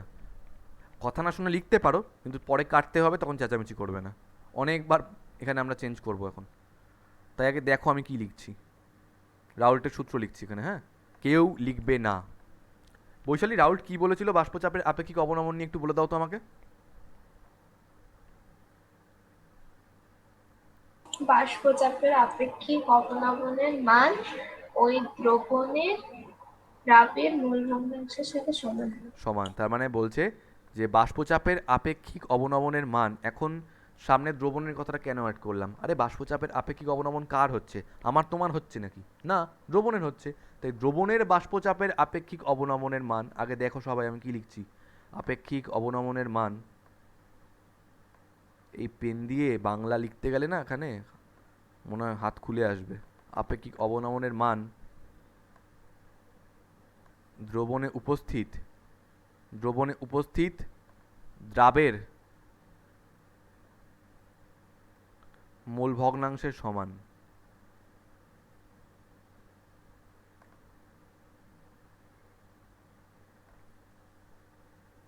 ঠিক আছে তো বৈশালী, কি বললাম? দ্রবণের বাষ্পচাপের, মানে তুমি বাষ্পচাপের থেকে শুরু করেছিলে, এখন আমি বললাম যে বাষ্পচাপের আপেক্ষিক অবনমনটা কার? দ্রবণের না, সেই জন্য লিখলাম দ্রবণের বাষ্পচাপের আপেক্ষিক অবনমনের মান দ্রবণে উপস্থিত দ্রাবের মোল ভগ্নাংশের সঙ্গে সমান। সঞ্চারী কথাটা ঠিক আছে তো? হ্যাঁ স্যার। ওকে, এইবার প্রবলেমটা কি হচ্ছে, লটা ঠিক আছে বাট ইনফরমেশান একদম ইনকমপ্লিট রয়েছে। কেন ইনকমপ্লিট রয়েছে? আমি কি বলেছি, রাউল্টের ল কি ধরনের দ্রবণের প্রকৃতি হতে হবে? লঘু দ্রবণ হতে হবে। তুমি মেনশন করেছো এখানে? না স্যার মেনশন করিনি। তাহলে নাম্বার পাবে না। দ্রবণ যখন বলছো তার মানে এটা এরম দাঁড়ায় যেটা লঘু দ্রবণও হতে পারে, গাঢ় দ্রবণও হতে পারে। কিন্তু গাঢ় দ্রবণের জন্য তো অ্যাপ্লিকেবল নয় এটা, এটা একমাত্র লঘু দ্রবণের জন্যই applicable. So you have to mention it. যে এখান দিয়ে লিখছি, হ্যাঁ, যে যেগুলো অ্যাড করছি সেগুলো আমি লাল কালিতে লিখছি যাতে তোমরা পরে বুঝতে পারো। তাহলে কি অ্যাড করছি? লঘু কথাটা অ্যাড করলাম। লঘু দ্রবণের বাষ্পচাপের আপেক্ষিক অবনমনের মান দ্রবণে উপস্থিত দ্রাবের মোল ভগ্নাংশের সমান। লঘু দ্রবণ কথাটা অ্যাড করতে হবে। স্যার তাহলে কি এটা ঠিক আছে? এখনও ঠিক নেই। কেন ঠিক নেই? একদিন গরমকালে তোমাদের বাড়ি গেছে, গিয়ে বলছি আমাকে একটু ওই ওই দ্রবণটা দাও তো একটু, আমাকে খাবো। স্যার কি দ্রবণ? লোকের বাড়ি যদি গিয়ে ভাই বলি যে দ্রবণ দিন খাবো, খুব খারাপ মানে দাঁড়ায়। তো গিয়ে বলছি ওই দ্রবণটা দিন আমাকে, জলীয় দ্রবণ। তো কিসের জলীয় দ্রবণ বলতে হবে না আমাকে? যেমন কারোর বাড়িতে কেউ কেউ গেলে গরমকালে বলে একটু নুন চিনির জল দেবো, কথাটা খেয়াল করো, বলে নুন চিনির জল। এত ঘুরিয়ে কেউ বলে এই জলের একটা শরবত দেবো বা কিছু একটা, বলে নুন চিনির জল। তার মানে জলটা তো দিচ্ছি আপনাকে, বাট তার মধ্যে অ্যাড করছি কি নুন আর চিনি। নুনটা ওখানে স্যালাইন ওয়াটারের মতো কাজ করছে, আর চিনিটা দেওয়া হয় যাতে খাওয়াটা একটু মানে জলটা একটু মানে খাদ্য গ্রহণযোগ্য হয়। কারণ শুধু নুন জল দিলে খেতে পারবে না, গলা আটকে যাবে তোমাদের, এত নোনতা হবে। সেই জন্য একটু চিনি ফিনি মিশিয়ে ওটাকে একটু মিষ্টি করা হয়। মেন কাজটা তো সল্টই করছে না, নুন জল। NaCl লাগে আমাদের গরমকালে, তো প্রচুর ঘামের জন্য কি হয়, এই শরীরের এক্সেস সল্ট বেরিয়ে যায়, তো সেই সল্ট আবার বাইরে থেকে দিতে হয়, NaCl KCl এই সমস্ত। তো এখন আমার বক্তব্য হচ্ছে যে তোমাদেরকে যে এই যে লঘু দ্রবণ কথাটা আমি বলছি, দ্রবণটা কার? এই যে নুন চিনির জল বললাম, মানে শরবতটা কার? নুন চিনির জলটা একটা শরবত টাইপের। শরবতটা কিসের? নুন আর চিনির, মানে দ্রাবকগুলো হচ্ছে ওইগুলো, নুন বা চিনি যাই হোক। সেরমভাবে এই যে এখানে বলে দিলাম যে লঘু দ্রবণের বাষ্পচাপের আপেক্ষিক অবনমনের মান দ্রবণে উপস্থিত দ্রাবের মোল ভগ্নাংশের সঙ্গে সমান। আরে ভাই কিসের লঘু দ্রবণ মেনশন করতে হবে তো। ও তাহলে স্যার দ্রাবের লঘু দ্রবণ, মানে তোমরা বলছো যে দ্রাবের, তাহলে কিরম হচ্ছে অ্যান্সারটা, যে দ্রাবের, কোনো দ্রাবের লঘু দ্রবণের বাষ্পচাপের আপেক্ষিক অবনমনের মান দ্রবণে উপস্থিত দ্রাবের মোল ভগ্নাংশের সঙ্গে সমান। এবার যে দ্রাবের কথাটা লিখছো, যেই কোনো দ্রাবের কথাটা লিখছো না, কোনো দ্রাবের সঙ্গে সঙ্গে কি হচ্ছে মানেটা এরকম দাঁড়াচ্ছে যে পৃথিবীতে যত দ্রাব্য আছে সবার জন্য অ্যাপ্লিকেবল রাউলস ল। কিন্তু না, রাউলস ল একমাত্র অনুদ্বায়ী তড়িৎ অবিশ্লেষ্য কঠিন দ্রাবের জন্যই অ্যাপ্লিকেবল। তাই লেখাটা এরমভাবে লিখতে হবে, কোনো কোনো অনুদ্বায়ী, কোনো অনুদ্বায়ী কমা তড়িৎ অবিশ্লেষ্য, তড়িৎ হাইফেন দিয়ে অবিশ্লেষ্য, কোনো অনুদ্বায়ী তড়িৎ অবিশ্লেষ্য কঠিন, দ্রাবটা কঠিন হতে হবে, কঠিন দ্রাবের লঘু দ্রবণের বাষ্পচাপের আপেক্ষিক অবনমনের মান দ্রবণে উপস্থিত দ্রাবের মোল ভগ্নাংশের সমান। মুছে দিলাম, মনে মনে এবার ভাবো কি কি বলেছি আমি। প্রথমে আমি এটা বলেছিলাম যে দ্রবণের বাষ্পচাপের আপেক্ষিক অবনমনের মান দ্রবণে উপস্থিত দ্রাবের মোল ভগ্নাংশের সমান। কিরকম দ্রবণ হতে হবে স্যার? লঘু দ্রবণ, তাহলে মেনশন করব লঘু দ্রবণের বাষ্পচাপের আপেক্ষিক অবনমনের মান দ্রবণে উপস্থিত দ্রাবের মোল ভগ্নাংশের সঙ্গে সমান। আরে কিসের লঘু দ্রবণ? কোনো দ্রাবের লঘু দ্রবণের বাষ্পচাপের আপেক্ষিক অবনমনের মান দ্রবণে উপস্থিত দ্রাবের মোল ভগ্নাংশের সঙ্গে সমান। আরে কীরকম কোনো দ্রাব তো অনেক রকমের হতে পারে স্যার। রাউল্টের সূত্র অনুযায়ী অনুদ্বায়ী তড়িৎ অবিশ্লেষ্য কঠিন দ্রাব, তাহলে কোনো অনুদ্বায়ী তড়িৎ অবিশ্লেষ্য কঠিন দ্রাবের লঘু দ্রবণের বাষ্পচাপের আপেক্ষিক অবনমনের মান দ্রবণে উপস্থিত দ্রাবের মোল ভগ্নাংশের সঙ্গে সমান। এই লিখলে আমরা নাম্বার পাবো। বৈশালী মুখস্থ বলো যা বললাম। কোনো অনুদ্বায়ী তড়িৎ অবিশ্লেষ্য কঠিন দ্রাবের লঘু দ্রবণের বাষ্পচাপের অবনমনের আপেক্ষিক মান, অবনমনের মান, হ্যাঁ আপেক্ষিক অবনমনের মান ওই দ্রবণের উপস্থিত দ্রাবের মোল ভগ্নাংশের উপস্থিত সঙ্গে সমান। দ্রাবের মোল ভগ্নাংশের সঙ্গে সমান। সঞ্চারী বলো একবার। কোনো অনুদ্বায়ী তড়িৎ অবিশ্লেষ্য কঠিন দ্রাবের লঘু দ্রবণের বাষ্পচাপের ওই মান আপেক্ষিক অবনমনের মান ওই দ্রাবের মোল ভগ্নাংশের সমান। হ্যাঁ, মানে দ্রবণে উপস্থিত দ্রবণে দ্রাবের মোল উপস্থিত ভগ্নাংশের সঙ্গে দ্রাবের সমান। মোল ভগ্নাংশের আচ্ছা, সমান। লাস্ট অঙ্কিতা একবার বলে দাও।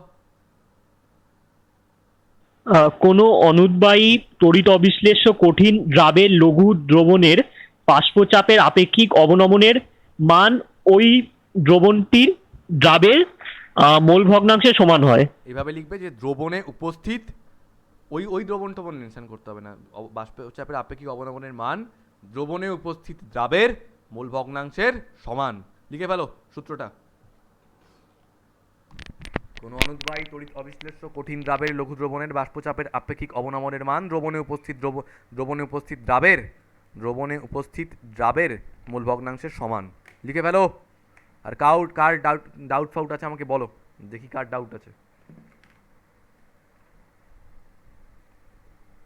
ডাউট থাকলে বলবে।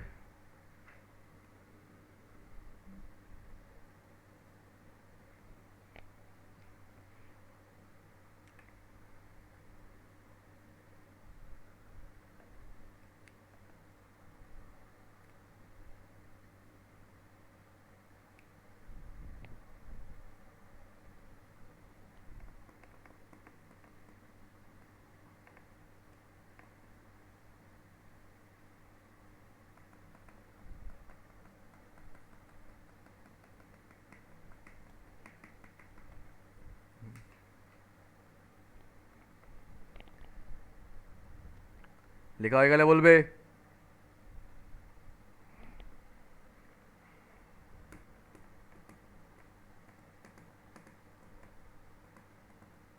হ্যাঁ স্যার হয়ে গেছে। ওকে, অন্বেষা একবার বলবে মুখস্থ, হুম। বলে দাও। কোনো অনুদ্বায়ী তড়িৎ-অবিশ্লেষ্য কঠিন দ্রাবের লঘু দ্রবণের আপেক্ষিক অবনমনের মান দ্রবণে বাষ্পচাপের আপেক্ষিক উপস্থিত অবনমনের মান। হ্যাঁ বাষ্পচাপে আপেক্ষিক অবনমনের মান দ্রবণে উপস্থিত দ্রাবের মোল ভগ্নাংশের সমান। সমান, ভেরি গুড। পরের দিন পড়া ধরবো সবাইকে এটা। আচ্ছা আচ্ছা অন্বেষা, এটা তো তুমি স্টেটমেন্টটা বললে, গাণিতিক রূপটা কি হবে এটার? স্যার ওই P0 minus P/P0 equal to x2। Exactly, দ্রবণের আপেক্ষিক বাষ্পচাপের আপেক্ষিক অবনমনের মানটা হচ্ছে P0 মাইনাস P/P0। কার সঙ্গে সমান এটা? মোল ভগ্নাংশের সঙ্গে সমান। তাহলে P0 minus P/P0 is equals to x2। লিখে ফেলো। এই হচ্ছে বাষ্পচাপের আপেক্ষিক অবনমন সংক্রান্ত রাউল্টের সূত্র, যেখানে x2 মানে আমরা কি জানি? n2 by n1 plus n2, যেখানে n1 হলো দ্রাবকের মোল সংখ্যা, n2 হলো দ্রাবের মোল সংখ্যা। বিলিভ মি, বাষ্পচাপের আপেক্ষিক অবনমন সংক্রান্ত যত অঙ্ক আছে সব এই ফর্মুলা দিয়েই হবে। ইচ অ্যান্ড এভরি প্রবলেম এই ফর্মুলা দিয়েই হবে।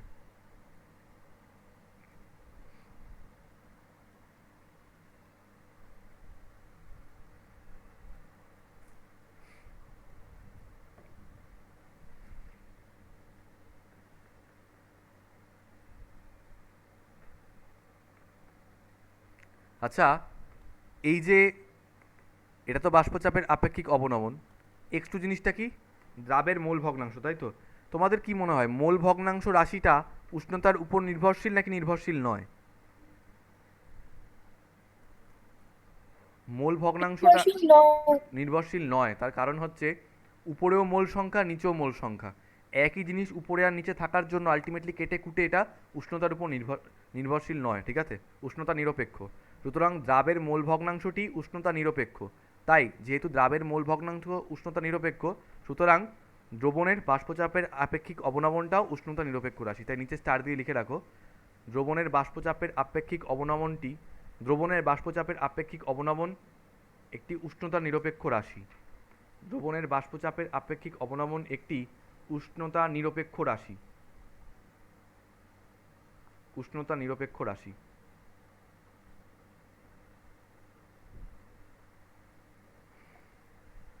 সবাই ক্যাসিও নিয়ে রেডি হয়ে যাও। ক্যাসিও, একটা অঙ্ক করে ফেলি চট করে আমরা। দ্রবণের এক্সারসাইজ খোলো সবাই। আমি পেজ নাম্বারটা জানি না, কেউ একজন একটু পেজ নাম্বারটা বলে দাও না।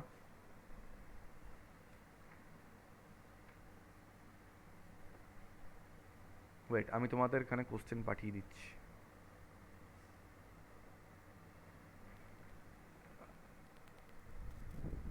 আচ্ছা বৈশালী, এক্সারসাইজ নাম্বার কত, পেজ নাম্বারটা কত ছিল গো দ্রবণের? 117। সবাই একটু 100, আচ্ছা 117 সবাই খোলো।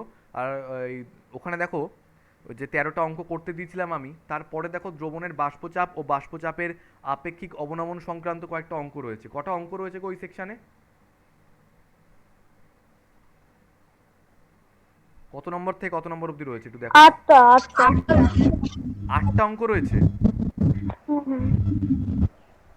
এ কি অবস্থা! দাঁড়াও দাঁড়াও, আমি পাঠিয়ে দিচ্ছি। সবাই তো কমিয়ে দিচ্ছে কেন?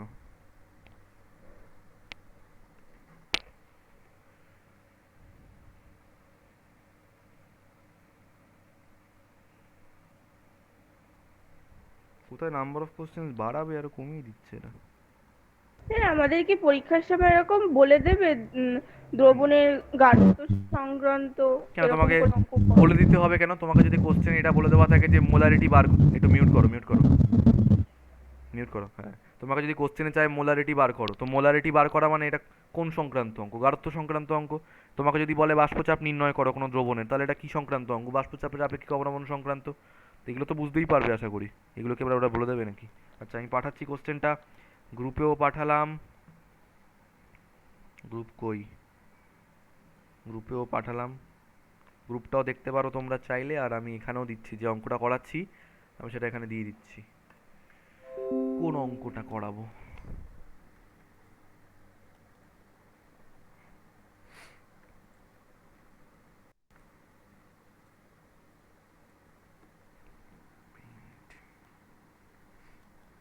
নাম্বার অফ কোশ্চেন্স তো কমিয়ে দিচ্ছে কেন?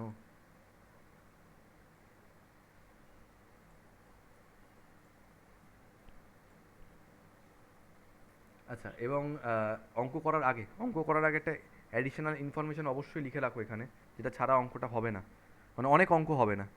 কেউ বলতে পারবে আমাকে যে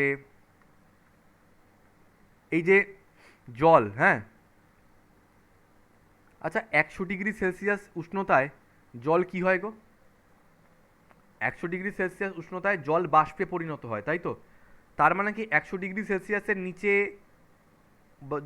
জল বাষ্পে পরিণত হয় না? এই কনসেপ্টটা কিন্তু আমাদের ভুল। 100 ডিগ্রি সেলসিয়াস হচ্ছে ওর ফুটনাঙ্ক, মানে ওই সময় ও টকবক করে ফুটতে থাকবে এবং আস্তে আস্তে সম্পূর্ণটাই বাষ্পে পরিণত হওয়ার চেষ্টা করবে। কিন্তু তার নিচে যে ও বাষ্পে পরিণত হয় না তা কিন্তু নয়। বাষ্পীভূত বাষ্পীভূত সবসময়ই হচ্ছে, কম বেশি।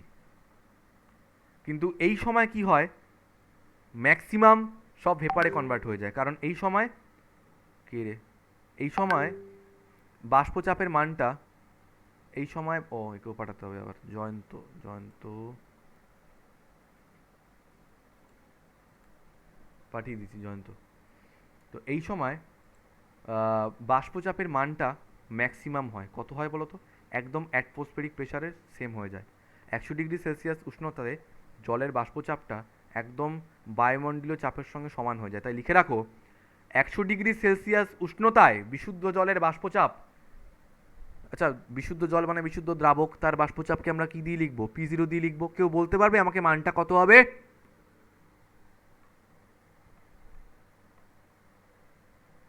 মানটা কত হবে?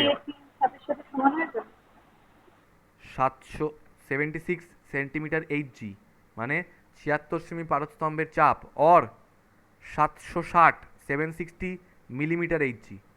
বেশিরভাগ এইটাতেই হবে আমাদের, বেশিরভাগ অঙ্ক আমাদের এইটা দিয়ে হবে, এইটা মিলিমিটার Hgতে। তাহলে যদি 100 ডিগ্রি সেলসিয়াস মেনশন করে দেওয়া থাকে তবে কিন্তু এটা নিতে পারবে, নইলে পারবে না। তাহলে 100 ডিগ্রি সেলসিয়াস উষ্ণতায় বিশুদ্ধ জলের বাষ্পচাপ কত? 760 মিলিমিটার Hg, মনে রেখো, মনে রেখো এটা। তাহলে 100 ডিগ্রি সেলসিয়াস উষ্ণতা, 100 ডিগ্রি সেলসিয়াস হলে তবেই বিশুদ্ধ জলের বাষ্পচাপ 76 সেন্টিমিটার Hg বা 760 মিলিমিটার Hg। হয়ে গেছে লেখা। এবার আমি অঙ্ক দিচ্ছি, অঙ্ক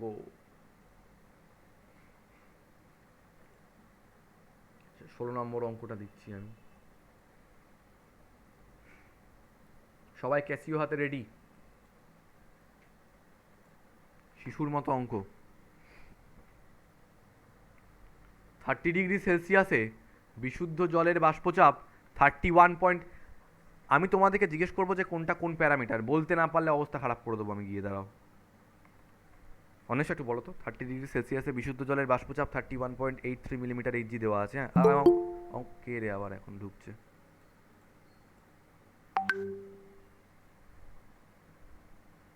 দীপালি মণ্ডলকে। স্যার বলছি যে এটা আমার আরেকটা অ্যাকাউন্ট।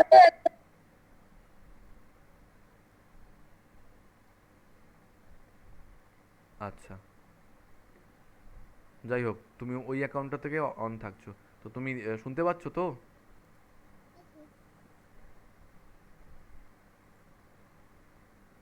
যা কি হলো কে জানে।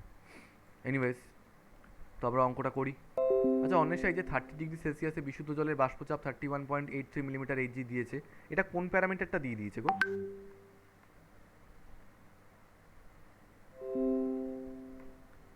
এটা কোন প্যারামিটারটা দিয়ে দিয়েছে? কোন প্যারামিটারটা মানে?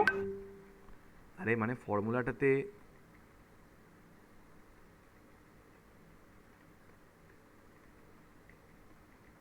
ফর্মুলা যে রয়েছে এতগুলো, P0 আর P, তো তার মধ্যে কোন প্যারামিটারটা দিয়ে দিয়েছে?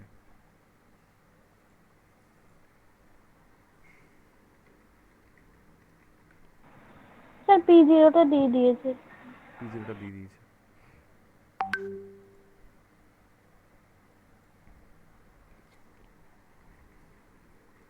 Very good, very good.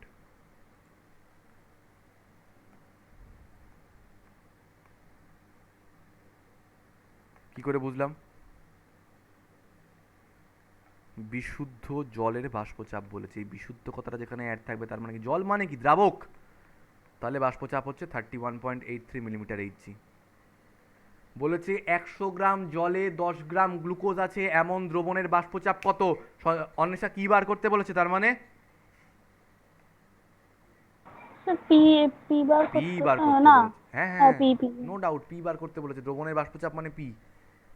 এবার তুমি একটু ভেবে দেখো আমাদের ফর্মুলাটা কি ছিল। ফর্মুলাটা ছিল P zero minus P by P zero is equals to x two. আচ্ছা এক্স টু জিনিসটা কি? এক্স টু জিনিসটা হচ্ছে দ্রাবের মোল ভগ্নাংশ। এবার এই যে লাইনটা দিয়েছে না, 100 গ্রাম জলে 10 গ্রাম গ্লুকোজ আছে, এখান থেকেই আমাদেরকে এই মোল ভগ্নাংশটা বার করতে হবে। তাহলে 100 দাও তো দেখো, 100 গ্রাম জলে 100 গ্রাম জলে গ্লুকোজের পরিমাণ 100 গ্রাম জলে গ্লুকোজের পরিমাণ 10 গ্রাম। মন দিয়ে শোনো এবার।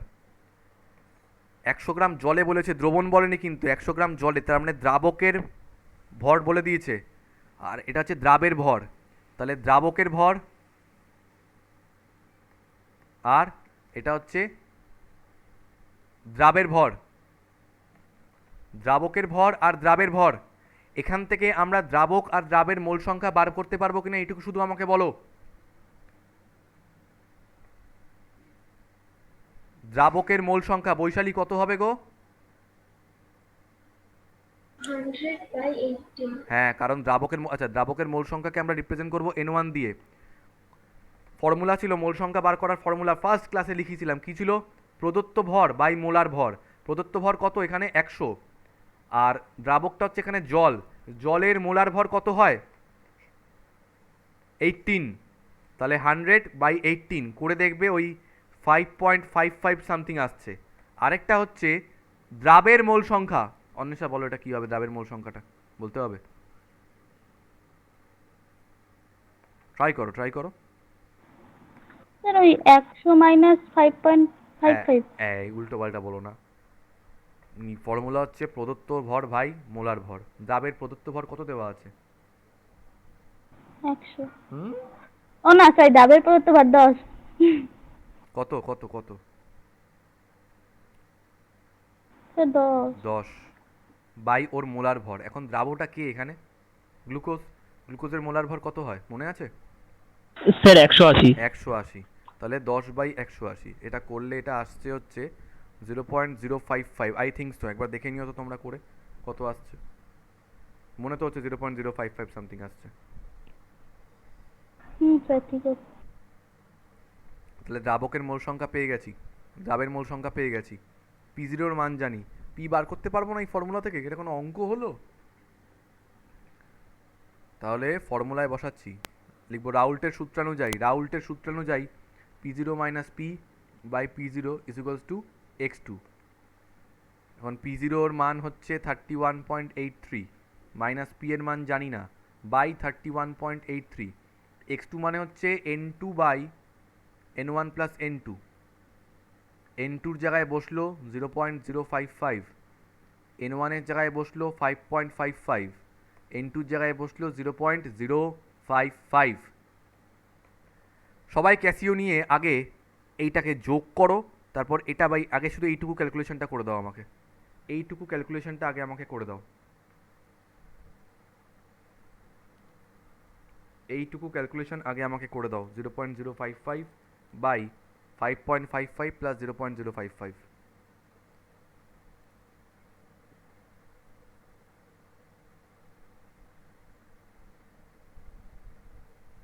9.81। কত এসছে? 10। 9.81 into 10 to the power minus 3। আচ্ছা ওইভাবে এসছে এটা। এক মিনিট। আজকে 5 গুলো 6 হবে।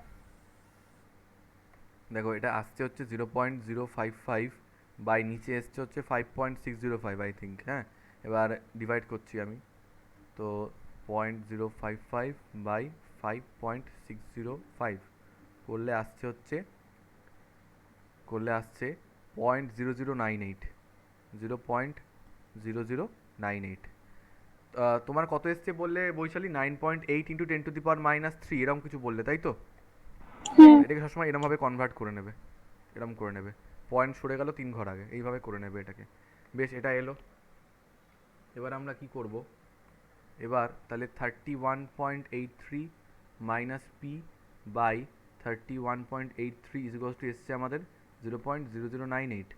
তাহলে তাহলে 31.83 মাইনাস পি ইজ 31.83 ইন্টু 0.0098। এটা করো তো, কত আসছে?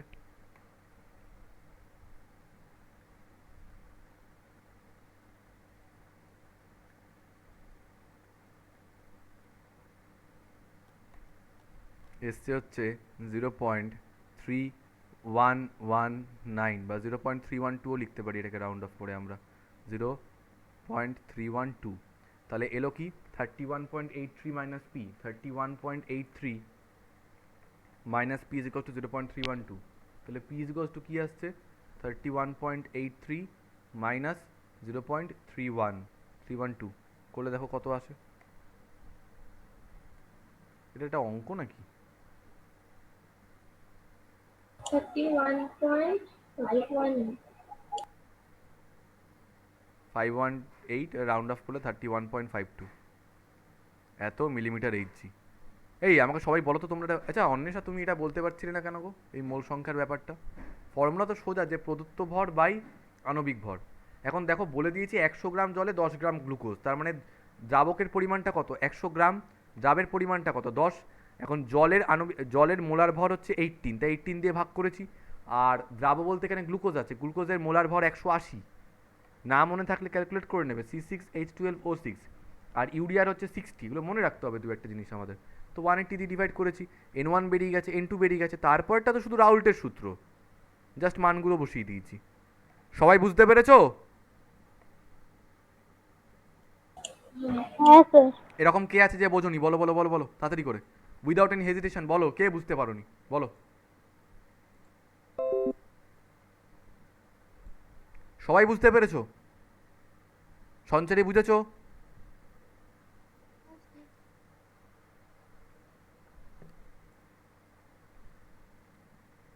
এ আবার মৌনব্রত পালন করছে। আচ্ছা নেক্সট, পরের অঙ্ক দিচ্ছি, করা হয়ে গেছে এটা, পরের অঙ্ক দিচ্ছি, এটা পারতে হবে নিজেদের, ঠিক আছে? আমি 2 মিনিট টাইম দেবো করার জন্য, ঠিক 2 মিনিট, তার মধ্যে করতে হবে। নেক্সট অঙ্ক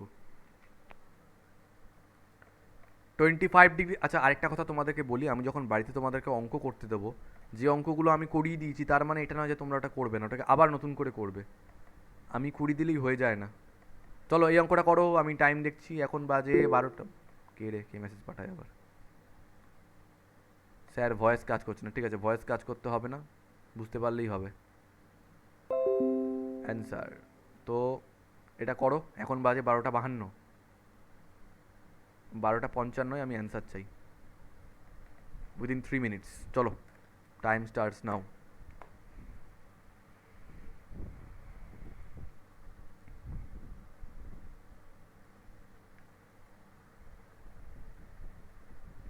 +25°C উষ্ণতায় বিশুদ্ধ জলের বাষ্পচাপ 23.75 মিলিমিটার এইচজি। একই উষ্ণতায় 5% W/W গ্লুকোজ দ্রবণের বাষ্পচাপ কত? বাহ,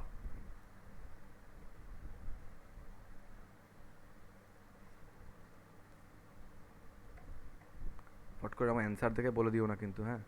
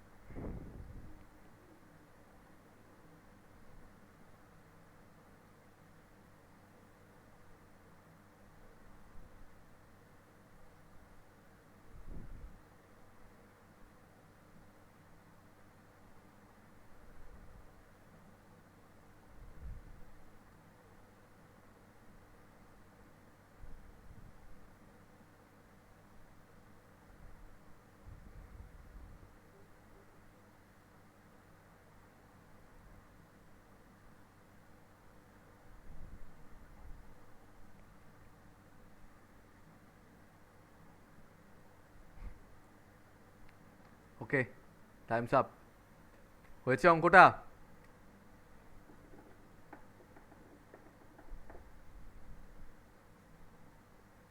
আচ্ছা কি করতে হবে একটু আমাকে কেউ বলবে?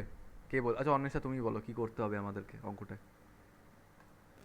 স্যার 5% W/W গ্লুকোজ দ্রবণ বলেছে, মানে 1000 গ্রাম জলে, মানে 1000 গ্রাম দ্রবণে গ্লুকোজের পরিমাণ 5 গ্রাম। তারপরে তারপরে তো আগের মতো। একটা মিনিট 5% W/W গ্লুকোজ দ্রবণ মানে কি লিখবো আমি একটু বলো আমাকে, এটার মানেটা কি লিখবো? মানে 1000 গ্রাম জলে 1000 গ্রাম দ্রবণে গ্লুকোজের পরিমাণ 5 গ্রাম। 1000 গ্রাম দ্রবণে হ্যাঁ 5%, 100 গ্রাম দ্রবণে। 5% 100 গ্রাম দ্রবণ। হ্যাঁ সরি, 100 গ্রাম দ্রবণে। 100 গ্রাম তো, সরি সরি। তাহলে হ্যাঁ হ্যাঁ 100 গ্রাম দ্রবণে গ্লুকোজের পরিমাণ। আচ্ছা তারপরে স্টেপটা বলো। তারপর ফসফেটের আগের মতো, মানে দ্রাবকের মোল সংখ্যা আমি বার সেটাই শুনবো, করতে। আমি তাই তোমার থেকে ওটাই শুনতে চাইছি, বলো না কি হবে। আচ্ছা, মানে দ্রাবকের মোল সংখ্যা N1 = 100/18। ওকে, সবাই শুনবে চুপ করে, কেউ কিছু বলবে না এখন। দ্রাবকের মোল সংখ্যা তুমি বলছো 100/18। এই অঙ্কটা দেওয়ার একটা কারণ তোমাদের বলি। দাদা 100/18 হবে নাকি? এই দাঁড়া চুপ করে ওই শোনো, 100 বাই শোনো শোনো চুপ করে শোনো। সেটা হলো আগের প্রবলেমটা যেটা ছিল ওখানে, আগের প্রবলেমটা কোথায় গেল? আগের প্রবলেমটায় বলেছিল,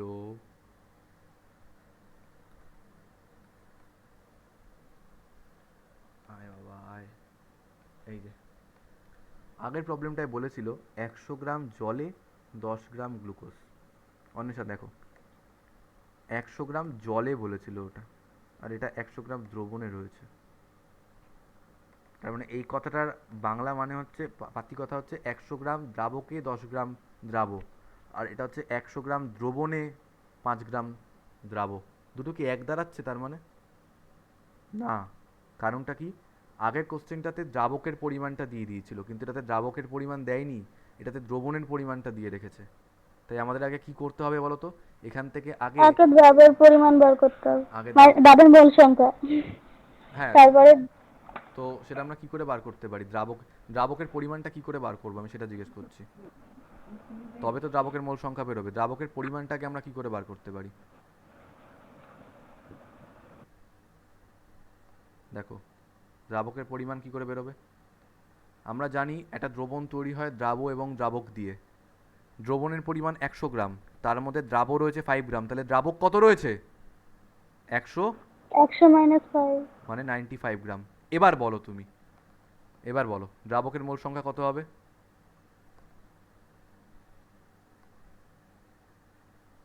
বলো বলো বলো, কত আছে দ্রাবক? 95 গ্রাম, তাহলে কত হবে মোল সংখ্যা? তো 95 বাই জল তো ভাবছো কেন তাহলে? 18। 18। ওকে, আর এই যে জল কথাটা মেনশন করে দিয়েছে, তার মানে দ্রবণটা এখানে জলই রয়েছে দ্রাবক হিসেবে, তাই 95/18। এটা করে দেখবে কত আসছে। আর দ্রাবের মোল সংখ্যা কত হবে? তো 5/180। গ্লুকোজ আছে তাই 180 লিখতে পারলাম আমরা। দ্রাবের মোল সংখ্যা N2 = 5/180। চলো ক্যাসিওতে মেরে এই দুটো অ্যান্সার আগে আমাকে বলো, 95/18 কত আসছে আর 5/180 কত আসছে? 23.62 millimeter. 95/18 এলো হচ্ছে 5.28। 5.28 বা 5.27। 278 করলাম ওটাকে আমি, 278। আর 5/180টা কি আসছে? 0.027। 0.0278 করে দিলাম, এটা 0.028 করে দিলাম এটাকে রাউন্ড অফ করে। N1 N2 পেয়ে গেছি। আচ্ছা কি কি বলে দিয়েছে? 25°C উষ্ণতায় বিশুদ্ধ জলের বাষ্পচাপ 23.75 মিলিমিটার Hg। এটা কোন প্যারামিটারটা দিয়ে রেখেছে জয়ন্ত? হ্যাঁ দাদা, দাদা কথা কেটে কেটে আসছে, আরেকবার বলো। আরে এটা কোন প্যারামিটারটা দিয়ে দিয়েছে যে বিশুদ্ধ জলের বাষ্পচাপ 23.75 মিলিমিটার Hg? এটা P0। P0 বলে দিয়েছে 23 পয়েন্ট, চলো mute mute mute, 23.75 millimetre Hg, তাহলে P0 বলে দিয়েছে। আর দ্রবণের বাষ্পচাপ কত বার করতে বলেছে, মানে P বার করতে বলেছে। P0 জানি, পি বার করতে বলেছে, N1 পেয়ে গেছি, N2 পেয়ে গেছি। চলো রাউল্টের সূত্রানুযায়ী P0 minus P by P0 is equals to x2, x2 মানে N2 by N1 plus N2। পরের লাইনে সব কটা মান বসিয়ে দেবো, পরের লাইনে সব কটা মান বসিয়ে দেবো।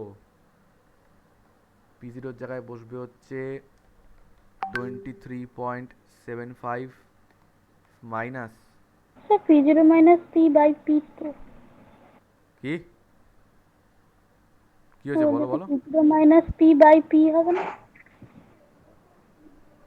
কে বলছো, অন্বেষা নাকি সৃজা বলছো?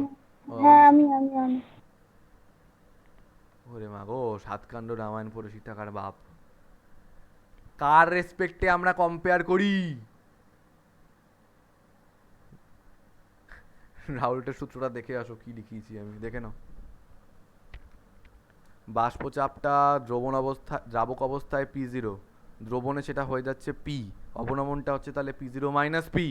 বাষ্পচাপের আপেক্ষিক অবনমনটা হচ্ছে P0 minus P by P0। ক্রয় মূল্য মাইনাস বিক্রয় মূল্য বাই ক্রয় মূল্য, সবসময় স্ট্যান্ডার্ডটা দিয়ে আমরা ভাগ করি। স্ট্যান্ডার্ড হচ্ছে দ্রাবকের, বিশুদ্ধ দ্রাবকের বাষ্পচাপ, তাহলে P0 minus P by P0 not P. এই ভুলটা করো না অন্তত, এই কনফিউশন কিন্তু কারুর হয় না। নিচে সবসময় P0 রাখতে হবে, এটা বললে হবে না। আচ্ছা 0.028 বাই 5.278 প্লাস 0.028, চলো এটা ক্যালকুলেট করো আগে সবাই, কত আসছে।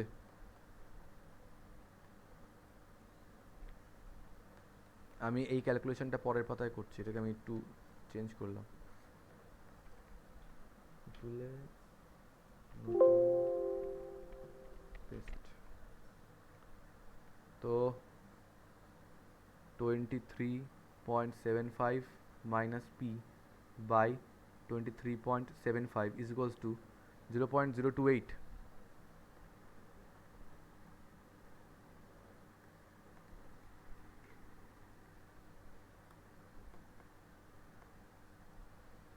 Hmm, 5.278 plus 0.028, এটা করলে নিচে আসছে 5.306 আই থিঙ্ক, 5.306, আর উপরে তো 0.028ই থাকছে।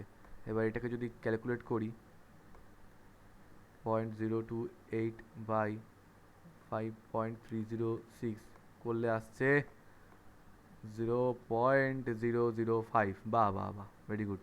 তাহলে 23.75 minus P into 23.75 into 0.005, calculate करो।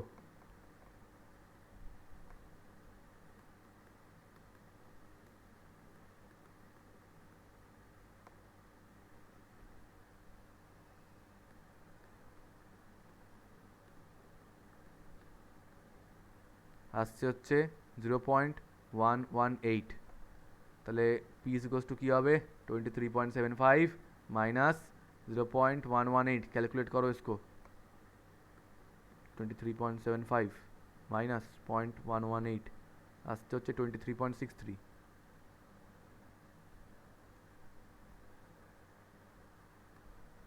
दैट्स इट, यही तो है। 23.62 আছে, আমাদের 23.63 আসছে। অ্যাকচুয়ালি 62ই আসতো, কেন বলো তো, আমাদের উচিত হচ্ছে এই 0.118টাকে রাউন্ড অফ করে 0.12 করে নেওয়া। তো 23.75 থেকে যদি 0.12 সাবট্রাক্ট করো, এটা কি চলে আসবে 23.6, যা তাও 63 আসছে মরুগ্গে। ঠিক আছে, 23.63 is acceptable, more accurate actually. আমার 23.87 আসছে। কি করে আসতে পারে, তোমার সামনে আমি এটা করে দিলাম স্টেপ বাই স্টেপ, তারপরে ভুলভাল। না আমি নিজে করেছিলাম, বেরিয়ে গেছিলাম না, নেট আচ্ছা প্রবলেম এখানে করছে। এখানে স্টেপগুলো করে দেওয়া আছে, করে দেখো, স্টেপ স্টেপ ওয়াইজ করো না। সবাই কি বুঝতে পেরেছো?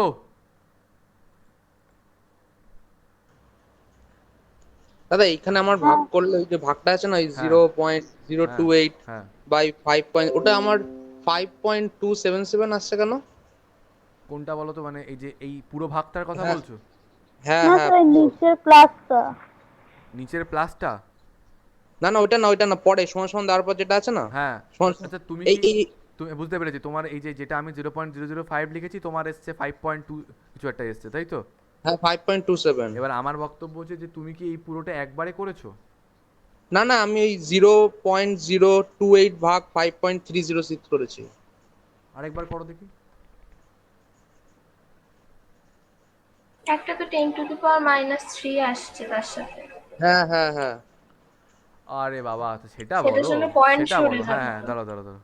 কত এসছে? 5.2 কি এসছে বলো? 77। এবার দেখো ইন্টু 10⁻³ এসছে। আমি বললাম না যে এগুলোকে সবসময় যখনই অ্যান্সারটা এখানে এরকম পাওয়ার দিয়ে আসবে সবসময় এটাকে এরকম পাওয়ারটাকে তুলে নেবে। 10⁻³ রয়েছে মানে পয়েন্টটা এখানে 3 ঘর সরবে। তো আমি এখানে সামনে কয়েকটা জিরো লিখে নিলাম। জিনিসটা এরকম টাইপের রয়েছে এখন। 5.277 ইন্টু 10⁻³ তো 10⁻³ চলে যাওয়া মানে পয়েন্টটা 3 ঘর আগে আসবে। 1 2 3, তাহলে ভ্যালুটা হয়ে যাবে এখন 0.00527 এবার এতগুলো ঘর তো নেবো না, 3 ডেসিমেল অবধি আমি নিয়েছি, তাই 0.005। ও ঠিক আছে। সবাই বুঝতে পেরেছো তো? ওকে, আবার আমি রাউল্টের সূত্রে ফিরে আসছি। রাউল্টের সূত্র কি লিখিয়েছিলাম? P0 minus P by P0 is equals to x2। Again I am saying this, এই ভুলটা যেন না হয়। বিশুদ্ধ দ্রাবকের বাষ্পচাপ P0, তার মধ্যে কিছু পরিমাণ দ্রাব মিশ্রিত করলে বাষ্পচাপ কমে গিয়ে হয়ে যায় P। অবনমনের মান হচ্ছে P0 মাইনাস পি, আপেক্ষিক অবনমনের মান হচ্ছে P0 minus P by P0। Raoult বলল এই বাষ্পচাপের আপেক্ষিক অবনমনের মান দ্রাবের মোল ভগ্নাংশের সঙ্গে সমান, তাহলে x2। এবার আমি একটু তোমাদেরকে ওই গাঢ়ত্বের গাঢ়ত্ব যেদিনকে পড়েছিলাম সেই কনসেপ্টে নিয়ে যেতে চাইছি। আমি বলেছিলাম যে কোনো একটি দ্রবণে দ্রাব এবং দ্রাবকের মোল ভগ্নাংশের সমষ্টি হচ্ছে, দ্রাব এবং দ্রাবকের মোল ভগ্নাংশের সমষ্টি হচ্ছে 1। পড়েছিলাম তো এটা আমি? তাহলে সেখান থেকে আমি বলতে পারি, আচ্ছা পরে বলছি, এটা এটা লেখা থাকুক আপাতত, এটা আপাতত লেখা থাকুক। তাহলে আমি এখানে কি করছি, P0 মাইনাস পি, এই P0টাকে ওদিকে মাল্টিপ্লাই করলাম, হয়ে গেল P0 ইন্টু x2। ওটাকে এদিকে নিয়ে এলাম, তাহলে P0 minus P0 into x2, আর এই মাইনাস পিটাকে এদিকে নিয়ে গিয়ে প্লাস পি করে দিলাম। এখান থেকে P0 কমন নিলাম, তাহলে 1 মাইনাস x2 হয়ে গেল, 1 মাইনাস x2 ইন্টু পি, তাহলে P0 into 1 minus x2 into P. এই রিলেশন থেকে আমাকে বলো তো 1 মাইনাস x2 মানে কি হয়ে যাবে? 1 মাইনাস x2 মানে কি হয়ে যাবে? x1। তাহলে এই যে 1 মাইনাস x2 এসছে এখানটা আমি লিখতে পারি এটা হচ্ছে x1 ইন্টু পি। তাহলে রাউল্টের এই যে লটা দেখতে পাচ্ছ, যতগুলো অঙ্ক আমি করালাম, দুটো অঙ্ক করালাম তো, দুটো অঙ্কই কিন্তু এই ফর্মটা দিয়েই হলো, কিন্তু এটার একটা অল্টারনেটিভ ফর্ম আবার এখানে আমাদের আসছে, সেটা কি? P is equals two P0 into x1 লিখে ফেলো। এবার সবার কনফিউশন হয় যে দাদা কোনটা দিয়ে অঙ্কটা করব, এটা দিয়ে করব না এটা দিয়ে করব? অবশ্যই এটা দিয়ে করবে। তাহলে এটা কি কাজে লাগে দাদা? আসছি সেখানে আমি, কি কাজে লাগে এটা লিখে ফেলো। আগে আগে এটা লেখো, তারপরে বোঝাচ্ছি এটার মানেটা কি।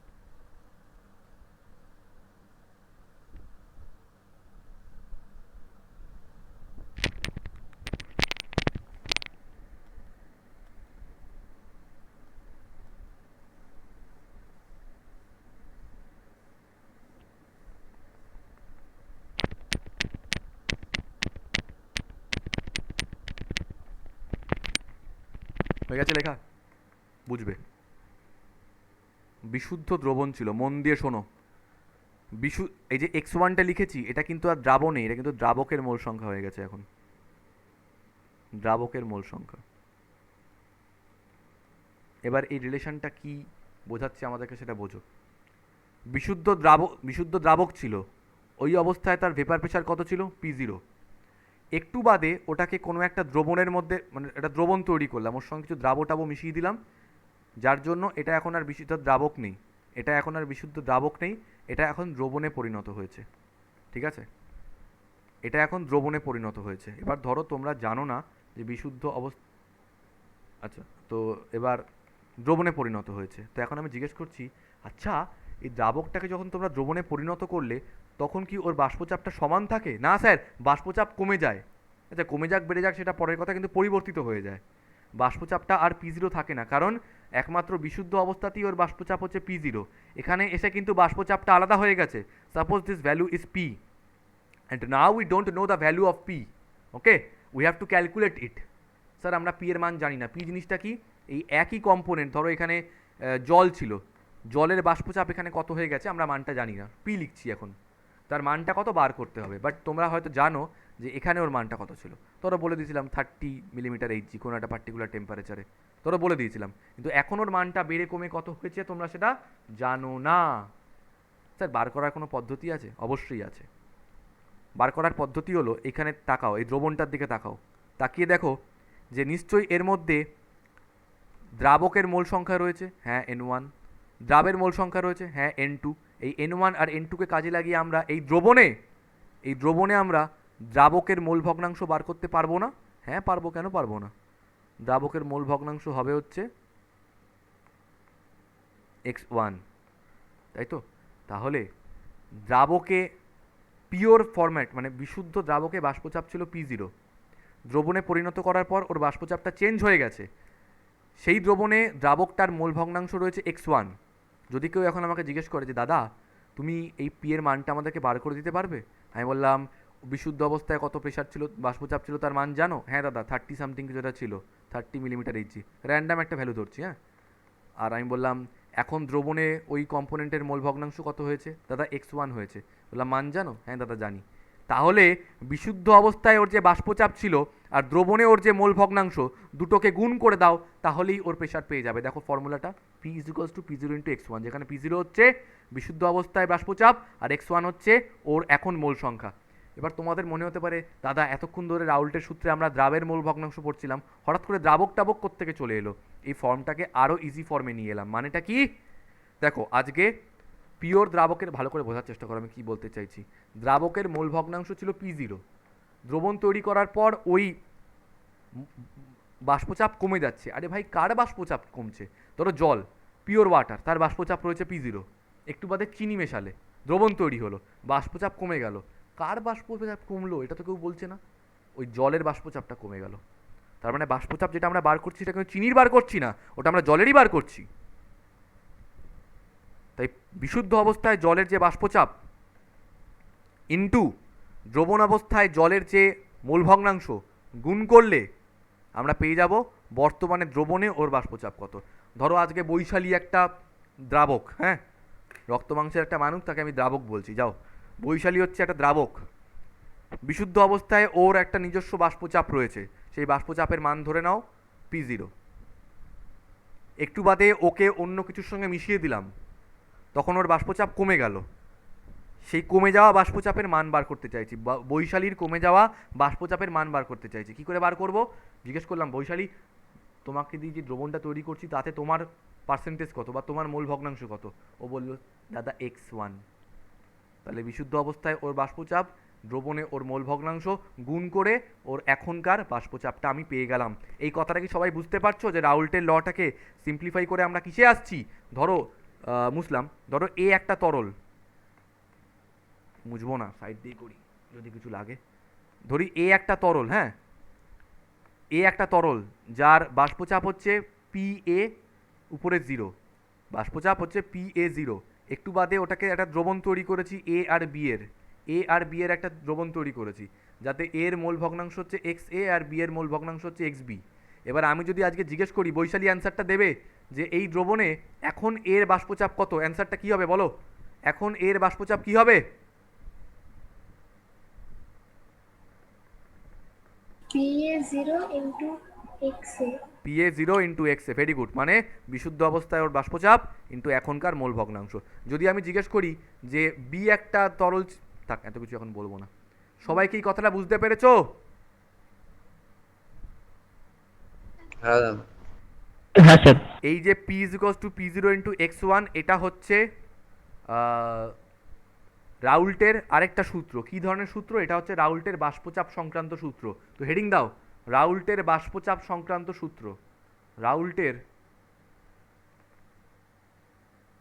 বাষ্পচাপ সংক্রান্ত সূত্র। এবার এখান থেকে কিছু ছেলেমেয়ে একটু কনফিউজড হয়ে যায় যে কি জ্বালাতন, একটু আগেই পড়লাম রাউল্টের বাষ্পচাপ, তার সূত্র পড়লাম কি ছিল, কোনো অনুদ্বায়ী তড়িৎ অবিশ্লেষ্য কঠিন দ্রাবের লঘু দ্রবণের বাষ্পচাপের আপেক্ষিক অবনমনের মান উক্ত দ্রবণে উপস্থিত দ্রাবের মোল ভগ্নাংশের সমান। এটা আবার কি?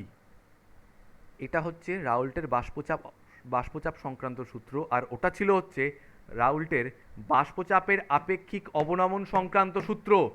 এটা শুধু বাষ্পচাপ সংক্রান্ত সূত্র, ওটা ছিল বাষ্পচাপের আপেক্ষিক অবনমন সংক্রান্ত সূত্র, গুলিয়ে ফেলো না দুটোর মধ্যে। এটাকে ইংলিশে বলা হয় Raoult's law of vapour pressure, আর ওটা ছিল হচ্ছে Raoult's law for relative lowering of vapour pressure. পরীক্ষায় কোনটা দেবে দাদা? Raoult's law for relative lowering of vapour প্রেশারটাই দেবে। এটা দেয় না, কিন্তু এটা থেকে আবার একটু কনসেপ্ট তৈরি হয়, মানে এখান থেকে আরও নতুন নতুন কনসেপ্ট বেরোয়, তাই এটা আমাদের লিখতে হবে। তো বাষ্পচাপ সংক্রান্ত সূত্রটা লেখো। লেখো, স্থির উষ্ণতায় কোনো অনুদ্বায়ী দ্রাবের, স্থির উষ্ণতায় কোনো অনুদ্বায়ী দ্রাবের, স্থির উষ্ণতায় কোনো অনুদ্বায়ী দ্রাবের দ্রবণের বাষ্পচাপ, দ্রবণের বাষ্পচাপ ওই দ্রবণে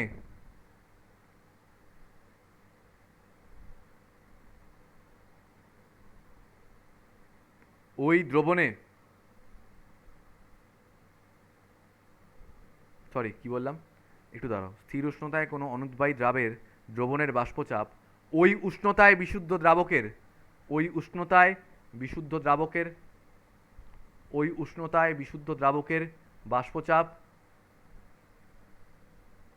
ওই উষ্ণতায় বিশুদ্ধ দ্রাবকের বাষ্পচাপ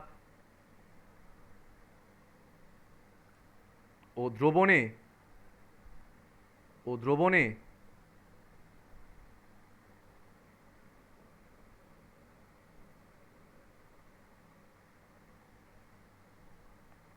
দ্রাবকের মোল ভগ্নাংশের গুণফলের সমান, দ্রবণে দ্রাবকের মোল ভগ্নাংশের গুণফলের সমান। কি বললাম পড়ো একবার। বলেছে স্থির উষ্ণতায় কোনো অনুদ্বায়ী দ্রাবে দ্রবণের বাষ্পচাপ ওই উষ্ণতায় বিশুদ্ধ দ্রাবকের বাষ্পচাপ ও দ্রবণের দ্রাবকের মোল ভগ্নাংশের গুণফলের সমান। অঙ্কিত, আমি তোমাকে জিজ্ঞেস করছি, এই ছবিটা এবার সুন্দর করে সবাই আঁকবে, যেটা আঁকছি আমরা।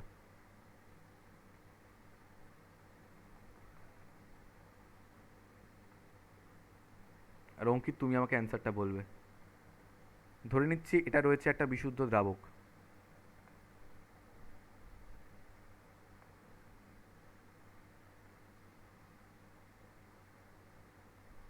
বিশুদ্ধ দ্রাবক। এই অবস্থায় ওর যে ভেপার প্রেশার সেটাকে আমি লিখলাম P10, ঠিক আছে? এবার তুমি বলতে পারো যে কেন স্যার P10 কেন লিখছো? P0 মানে তো বিশুদ্ধ দ্রাবক। আমি 1টা লিখছি কারণ দ্রাবক বলতে তো আমরা 1কে বোঝাই, ওই জন্য। আচ্ছা চলো লিখছি না, ছাড়ো লিখছি না, P0 মানেই বিশুদ্ধ দ্রাবকেরটা বোঝায়, তাহলে লিখছি না আমি। একটু বাদে এইটাকে আমরা পরিণত করলাম একটা দ্রবণে,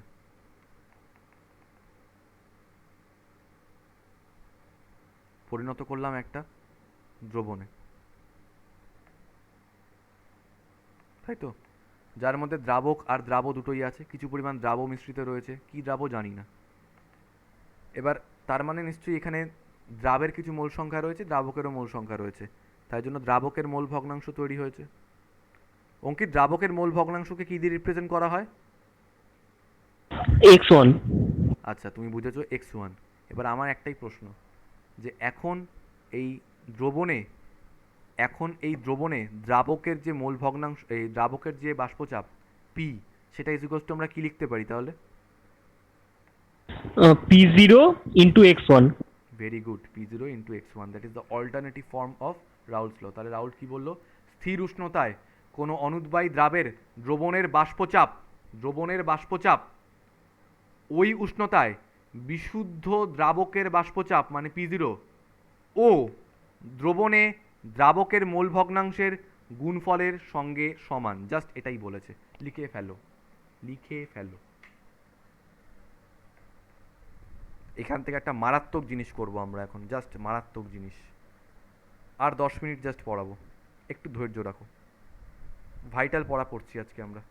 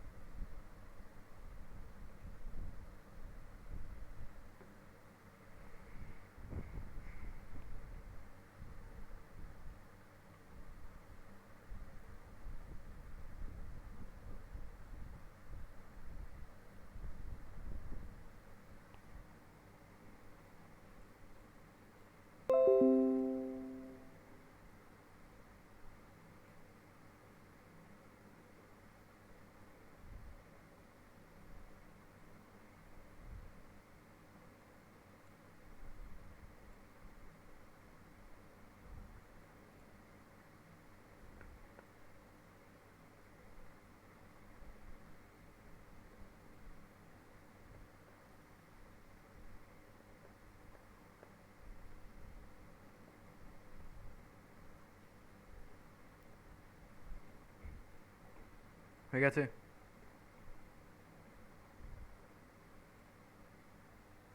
ওকে, সো নাও এখান থেকে এবার একটা হেডিং দাও, উদ্বায়ী দ্রাব ও দ্রাবকের, হেডিং দাও, উদ্বায়ী দ্রাব ও দ্রাবকের দ্রবণের বাষ্পচাপ। কি বললাম? উদ্বায়ী, উদ্বায়ী, উদ্বায়ী, ইস, হাতের লেখা ছিড়ি হচ্ছে গো, উদ্বায়ী, উদ্বায়ী দ্রাব ও দ্রাবকের দ্রবণের বাষ্পচাপ, দ্রাব ও দ্রাবকের দ্রবণের বাষ্পচাপ। একটা কথা বলি শোনো, এক গ্লাস জল বাষ্পে পরিণত হয়, উদ্বায়ী। জলের মধ্যে চিনি মেশালাম, চিনি কি বাষ্পে পরিণত হয়? না, তাহলে অনুদ্বায়ী। তাই ওগুলোতে ছিল হচ্ছে দ্রাবকটা উদ্বায়ী, যার বাষ্পচাপ রয়েছে, কিন্তু চিনি অনুদ্বায়ী, ওটার কোনো বাষ্পচাপ নেই। কিন্তু এই ফার্স্ট একটা পড়া আমরা পড়ছি যেখানে দ্রাব এবং দ্রাবক উভয়ই উদ্বায়ী, মানে প্রত্যেকেরই নিজস্ব নিজস্ব আলাদা ভেপার প্রেশার বলো বা বাষ্পচাপ রয়েছে। কথাটা কি বোঝাতে পারলাম? ধরো জলের মধ্যে চিনি মেশাচ্ছি, বা জলের মধ্যে কর্পূর মেশাচ্ছি, কথার কথা বললাম, ওরকম কিছু নয়। বাট জলের মধ্যে এমন কিছু মেশাচ্ছি যার নিজস্ব বাষ্পচাপ রয়েছে। যেমন ধরো অ্যালকোহল, এই যে লোকে মদ খায় না, হাসির ব্যাপার নয়, এই যে অ্যালকোহল, অ্যালকোহলের তো বাষ্পে পরিণত হওয়ার টেন্ডেন্সি রয়েছে নিজস্ব, তো ওর কিন্তু আলাদা বাষ্পচাপ রয়েছে। জল যেরকম বাষ্পীভূত হচ্ছে, অ্যালকোহলও কিন্তু বাষ্পীভূত হয়। তো ধরো আজকে ওয়াটারের মধ্যে কেউ অ্যালকোহল মিক্স করছে, তো ওয়াটারের নিজস্ব ভেপার প্রেশার রয়েছে, অ্যালকোহলের নিজস্ব ভেপার প্রেশার রয়েছে, দুটোই উদ্বায়ী। দ্রাব এবং দ্রাবক উভয় এখানে উদ্বায়ী। তো আমি এখানে আঁকছি, ধরো এটা হচ্ছে বিশুদ্ধ দ্রাবক, বিশুদ্ধ দ্রাবক, মন দিয়ে শুনবে, বিশুদ্ধ দ্রাবক যেটার একটা বাষ্পচাপ ছিল, তাই জন্য আমি সেটাকে নাম দিলাম P10। এবার তোমরা আমাকে জিজ্ঞেস করতে পারো যে স্যার কেন তুমি এখানে 1 লিখছো? আমি 1 লিখছি, তার কারণ কি? কারণ এটা দ্রাবক। কেন স্যার P0 লিখলেই হতো, কারণ P0 মানেই তো বিশুদ্ধ দ্রাবকের বাষ্পচাপ। ততক্ষণ পর্যন্ত যতক্ষণ পর্যন্ত দ্রাবটা অনুদ্বায়ী, this is the first case where the solid particle is also volatile. হ্যাঁ, এইসব কী বলছো? ভোলাটাইল মানে উদ্বায়ী, মানে দ্রাব পদার্থটাও এখানে উদ্বায়ী। তাই এই যে দ্রাব পদার্থ যেটাকে আমরা পরে অ্যাড করব, সেটাকে এখানে আমি রাখছি। হ্যাঁ, দ্রাব পদার্থটাকে সেটা কী তরল আমি জানি না, এটাকে আমি পরে অ্যাড করব, তারও নিজস্ব একটা বাষ্পচাপ রয়েছে, কারণ ওটাও উদ্বায়ী। এবার স্যার তাহলে এখানে দ্রাব লেখো। না, আমি দ্রাব লিখতে পারি না। কেন লিখতে পারি না? আরে যতক্ষণ না পর্যন্ত দ্রবণে অ্যাড করছি, তাহলে দ্রাব লিখবো কী করে? আচ্ছা চলো, তোমাদের জন্য লিখেও দিলাম দ্রাব। লেখা উচিত নয় কিন্তু এটাকে, দ্রাবক বলে কিছু হয় না যতক্ষণ না পর্যন্ত দ্রবণ তৈরি করছো। এইবার এই দুটোকে নিয়ে, তার মানে এইটা কি? এটা একদম বিশুদ্ধ দ্রাবক, এটা হচ্ছে বিশুদ্ধ দ্রাব পদার্থটাই রয়েছে, ওটা ছাড়া ওর কেউ নেই। এবার এই ছবিটা আঁকবে, এবার এই দুটোকে আমি অ্যাড করলাম, ওটা একটা দ্রবণ তৈরি করলাম, ঠিক আছে? এটা না লাল কালি দিয়ে করি, দ্রাবটা লাল, তাহলে দ্রাবক রয়েছে, তার মধ্যে কিছুটা দ্রাব মিশে রয়েছে, তাহলে এখন এটা দ্রবণ হয়ে গেছে। আচ্ছা বৈশালী, দ্রবণ যখনই তৈরি হয়ে যায়, সঙ্গে সঙ্গে তার মধ্যে দ্রাব এবং দ্রাবক উভয়েরই মোল ভগ্নাংশ থাকে, কারণ এখানে কিছু পরিমাণ দ্রাবক রয়েছে, কিছু পরিমাণ দ্রাব রয়েছে। তো আমি ধরে নিচ্ছি দ্রাবকের মোল ভগ্নাংশ এখানে দ্রাবকের মোল ভগ্নাংশ হচ্ছে N1, আর দ্রাবের মোল ভগ্নাংশ হচ্ছে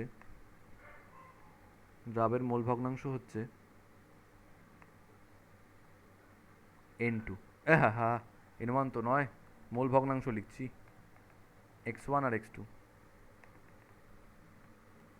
যেখানে x1 মানে হচ্ছে N1/N1 প্লাস N2, আর x2 মানে হচ্ছে N2/N1 প্লাস N2। আচ্ছা বৈশালী, এবার আমার জিজ্ঞাসা হচ্ছে দুটো তরল বা দুটো পদার্থেরই নিজস্ব নিজস্ব বাষ্পচাপ ছিল বিশুদ্ধ অবস্থায়। তো এখন যখন তুমি ওদেরকে দ্রবণে অ্যাড করেছো, শুধু কি এই দ্রাবকেরই বাষ্পচাপ থাকবে নাকি দ্রাবকেরও বাষ্পচাপ থাকবে, কি মনে হয়? দুটোরই থাকবে। দুটোই থাকবে, কারণ দুটোই উদ্বায়ী। তাই দুটো অ্যারো দিচ্ছি, একটা অ্যারো দিয়ে আমি লিখছি P1 আর একটা অ্যারো দিয়ে লিখছি P2। আচ্ছা, কেউ আমাকে বলতে পারবে আমি P10 আগে তো P10 P20 লিখেছিলাম, এখন আমি P1 P2 কেন লিখছি, P10 P20 কেন লিখছি না? কারণ এগুলো ছিল ওদের বিশুদ্ধ অবস্থা। বিশুদ্ধ অবস্থা বলতে আমরা জিরো বোঝাই। বিশুদ্ধ মানে ধরো আজকে এখানে এটা ধরো ওয়াটার, এটা ধরো water, this is water and this is alcohol. এখানে শুধু ওয়াটারই ছিল, আর কেউ ছিল না। এখানে শুধু অ্যালকোহলই ছিল, এখানে কোনো ওয়াটার ছিল না। বাট এখানে ওয়াটার অ্যান্ড অ্যালকোহল দুটো মিশ্রিত হয়ে রয়েছে, কোনোটারই বিশুদ্ধ অবস্থায় নয়, তাই জিরোটা উপরে আমি দিতে পারবো না। অঙ্কিত, আমাকে বলো বর্তমানে এই দ্রাবক পদার্থের বাষ্পচাপ কত হয়ে গেছে?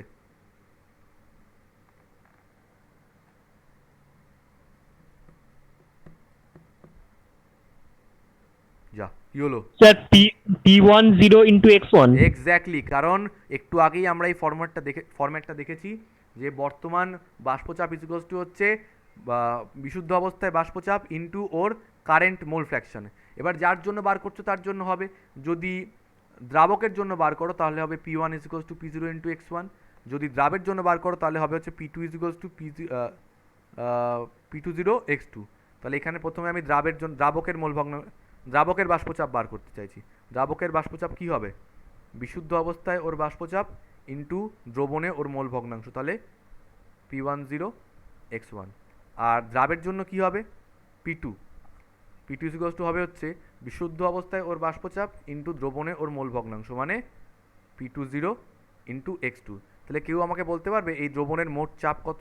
দ্রবণের মোট চাপকে আমরা ক্যাপিটাল P দিয়ে রিপ্রেজেন্ট করব, which is equals two P1 plus P2। দ্রবণের মোট চাপ এই ছবিটা দিয়েই সবাই করবে, এখানে কোনো লেখালেখির সিন নেই। দ্রবণের মোট চাপ, দ্রবণের মোট চাপ হচ্ছে capital P is equals two P1 plus P2। P1 মানে হচ্ছে P10 x1 আর P2 মানে হচ্ছে P20 x2। তাহলে মোট চাপ কত এলো? মোট চাপ এলো হচ্ছে P10 x1 plus P20 x2। লিখে গেল। আরে এই চ্যালেঞ্জ, কেউ যদি এত টাইম নেয় না এইগুলো বোঝাতে, নাম কেটে ফেলে দেবো। এতক্ষণ ধরে যদি কেউ বোঝায়, কোনো সিঙ্গেল টিচার যদি এটা বোঝায়, আমি নাম কেটে ফেলে দেবো, আমি বলে দিলাম। চ্যালেঞ্জ এটা আমার ওপেন। যতক্ষণ না পর্যন্ত এটা তোমরা বুঝবে ততক্ষণ পর্যন্ত এইটা নিয়ে পড়ে থাকবো আমি।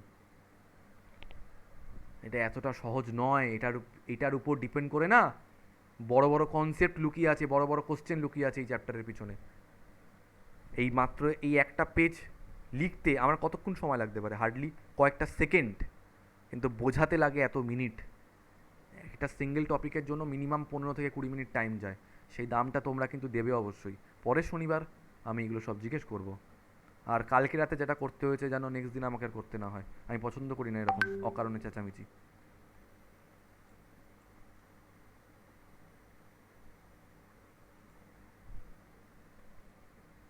তোমাদের প্রত্যেকের থেকে আমার যথেষ্ট এক্সপেকটেশন আছে, প্রত্যেককে আমি সমান চোখে দেখি, আমার কারোর প্রতি প্রায়োরিটি বেশি নয় কিন্তু। তো আমি তোমাদের সবাইকে সমান চোখে দেখি, ভালো করে পড়ো। তাহলে মোট চাপ এলো হচ্ছে P10 x1 plus P20 x2।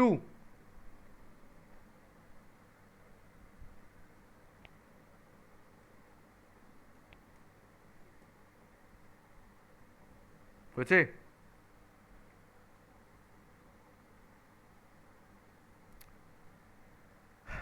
ডান এটা? না, এই তাড়াতাড়ি লেখো,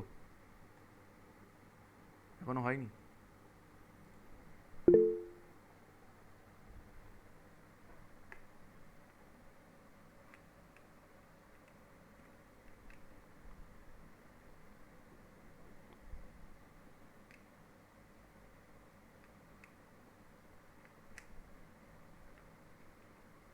কি আবার চ্যাটে কি লেখে? আচ্ছা হ্যাঁ, হয়ে গেছে, ওকে। আর এই যে মেয়ে, আমি নাম নিচ্ছি না, হাতের লেখা ঠিক করো কিন্তু।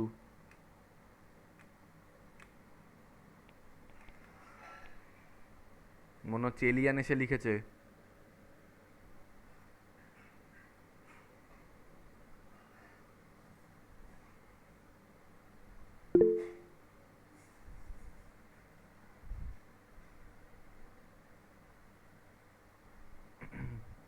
ওকে, আচ্ছা মুসলাম এটা। তোমাদেরকে আমি দ্রবণে বাষ্পচাপ কী কী, দ্রবণে মোল ভগ্নাংশ কী কী বলেছিলাম মনে আছে? দ্রবণে মোল ভগ্নাংশ, দ্রবণে মোল ভগ্নাংশ, দ্রবণে মোল ভগ্নাংশ কী কী বলেছিলাম? দ্রাবকের দ্রাবকের মোল ভগ্নাংশ হচ্ছে, দ্রাবকের মোল ভগ্নাংশ হচ্ছে x1, আর দ্রাবের মোল ভগ্নাংশ হচ্ছে, দ্রাবের মোল ভগ্নাংশ হচ্ছে x2। ঠিক সেরকমভাবেই দ্রবণে মোল ভগ্নাংশের মতো আরেকটা হয়, সেটা হচ্ছে বাষ্পে মোল ভগ্নাংশ। মুখস্থ রাখতে হবে, বাষ্পে মোল ভগ্নাংশ।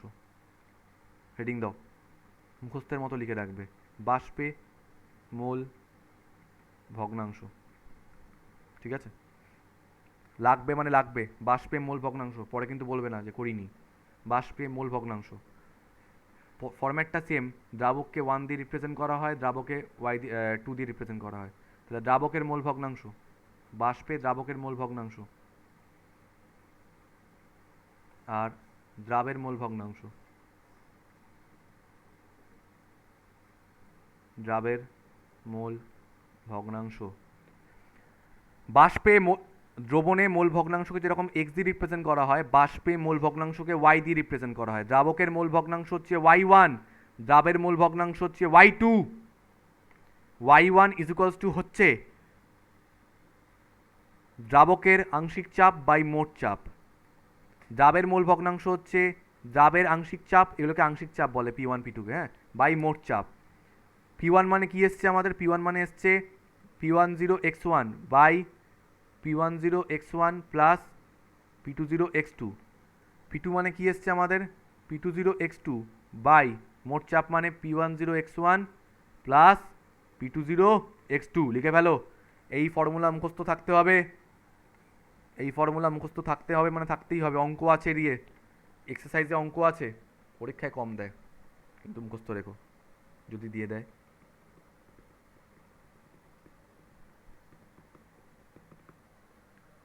ওকে, বৈশালী লিখে রাখো। বাষ্পচাপ বনাম মোল ভগ্নাংশের লেখচিত্র করাবো আমি নেক্সট দিন। বাষ্পচাপ বনাম মোল ভগ্নাংশের লেখচিত্র করাবো আমি নেক্সট দিন। বাষ্পচাপ বনাম মোল ভগ্নাংশের লেখচিত্র। লিভ, কারো কোনো ডাউট থাকলে বলো, আদারওয়াইজ লিভ।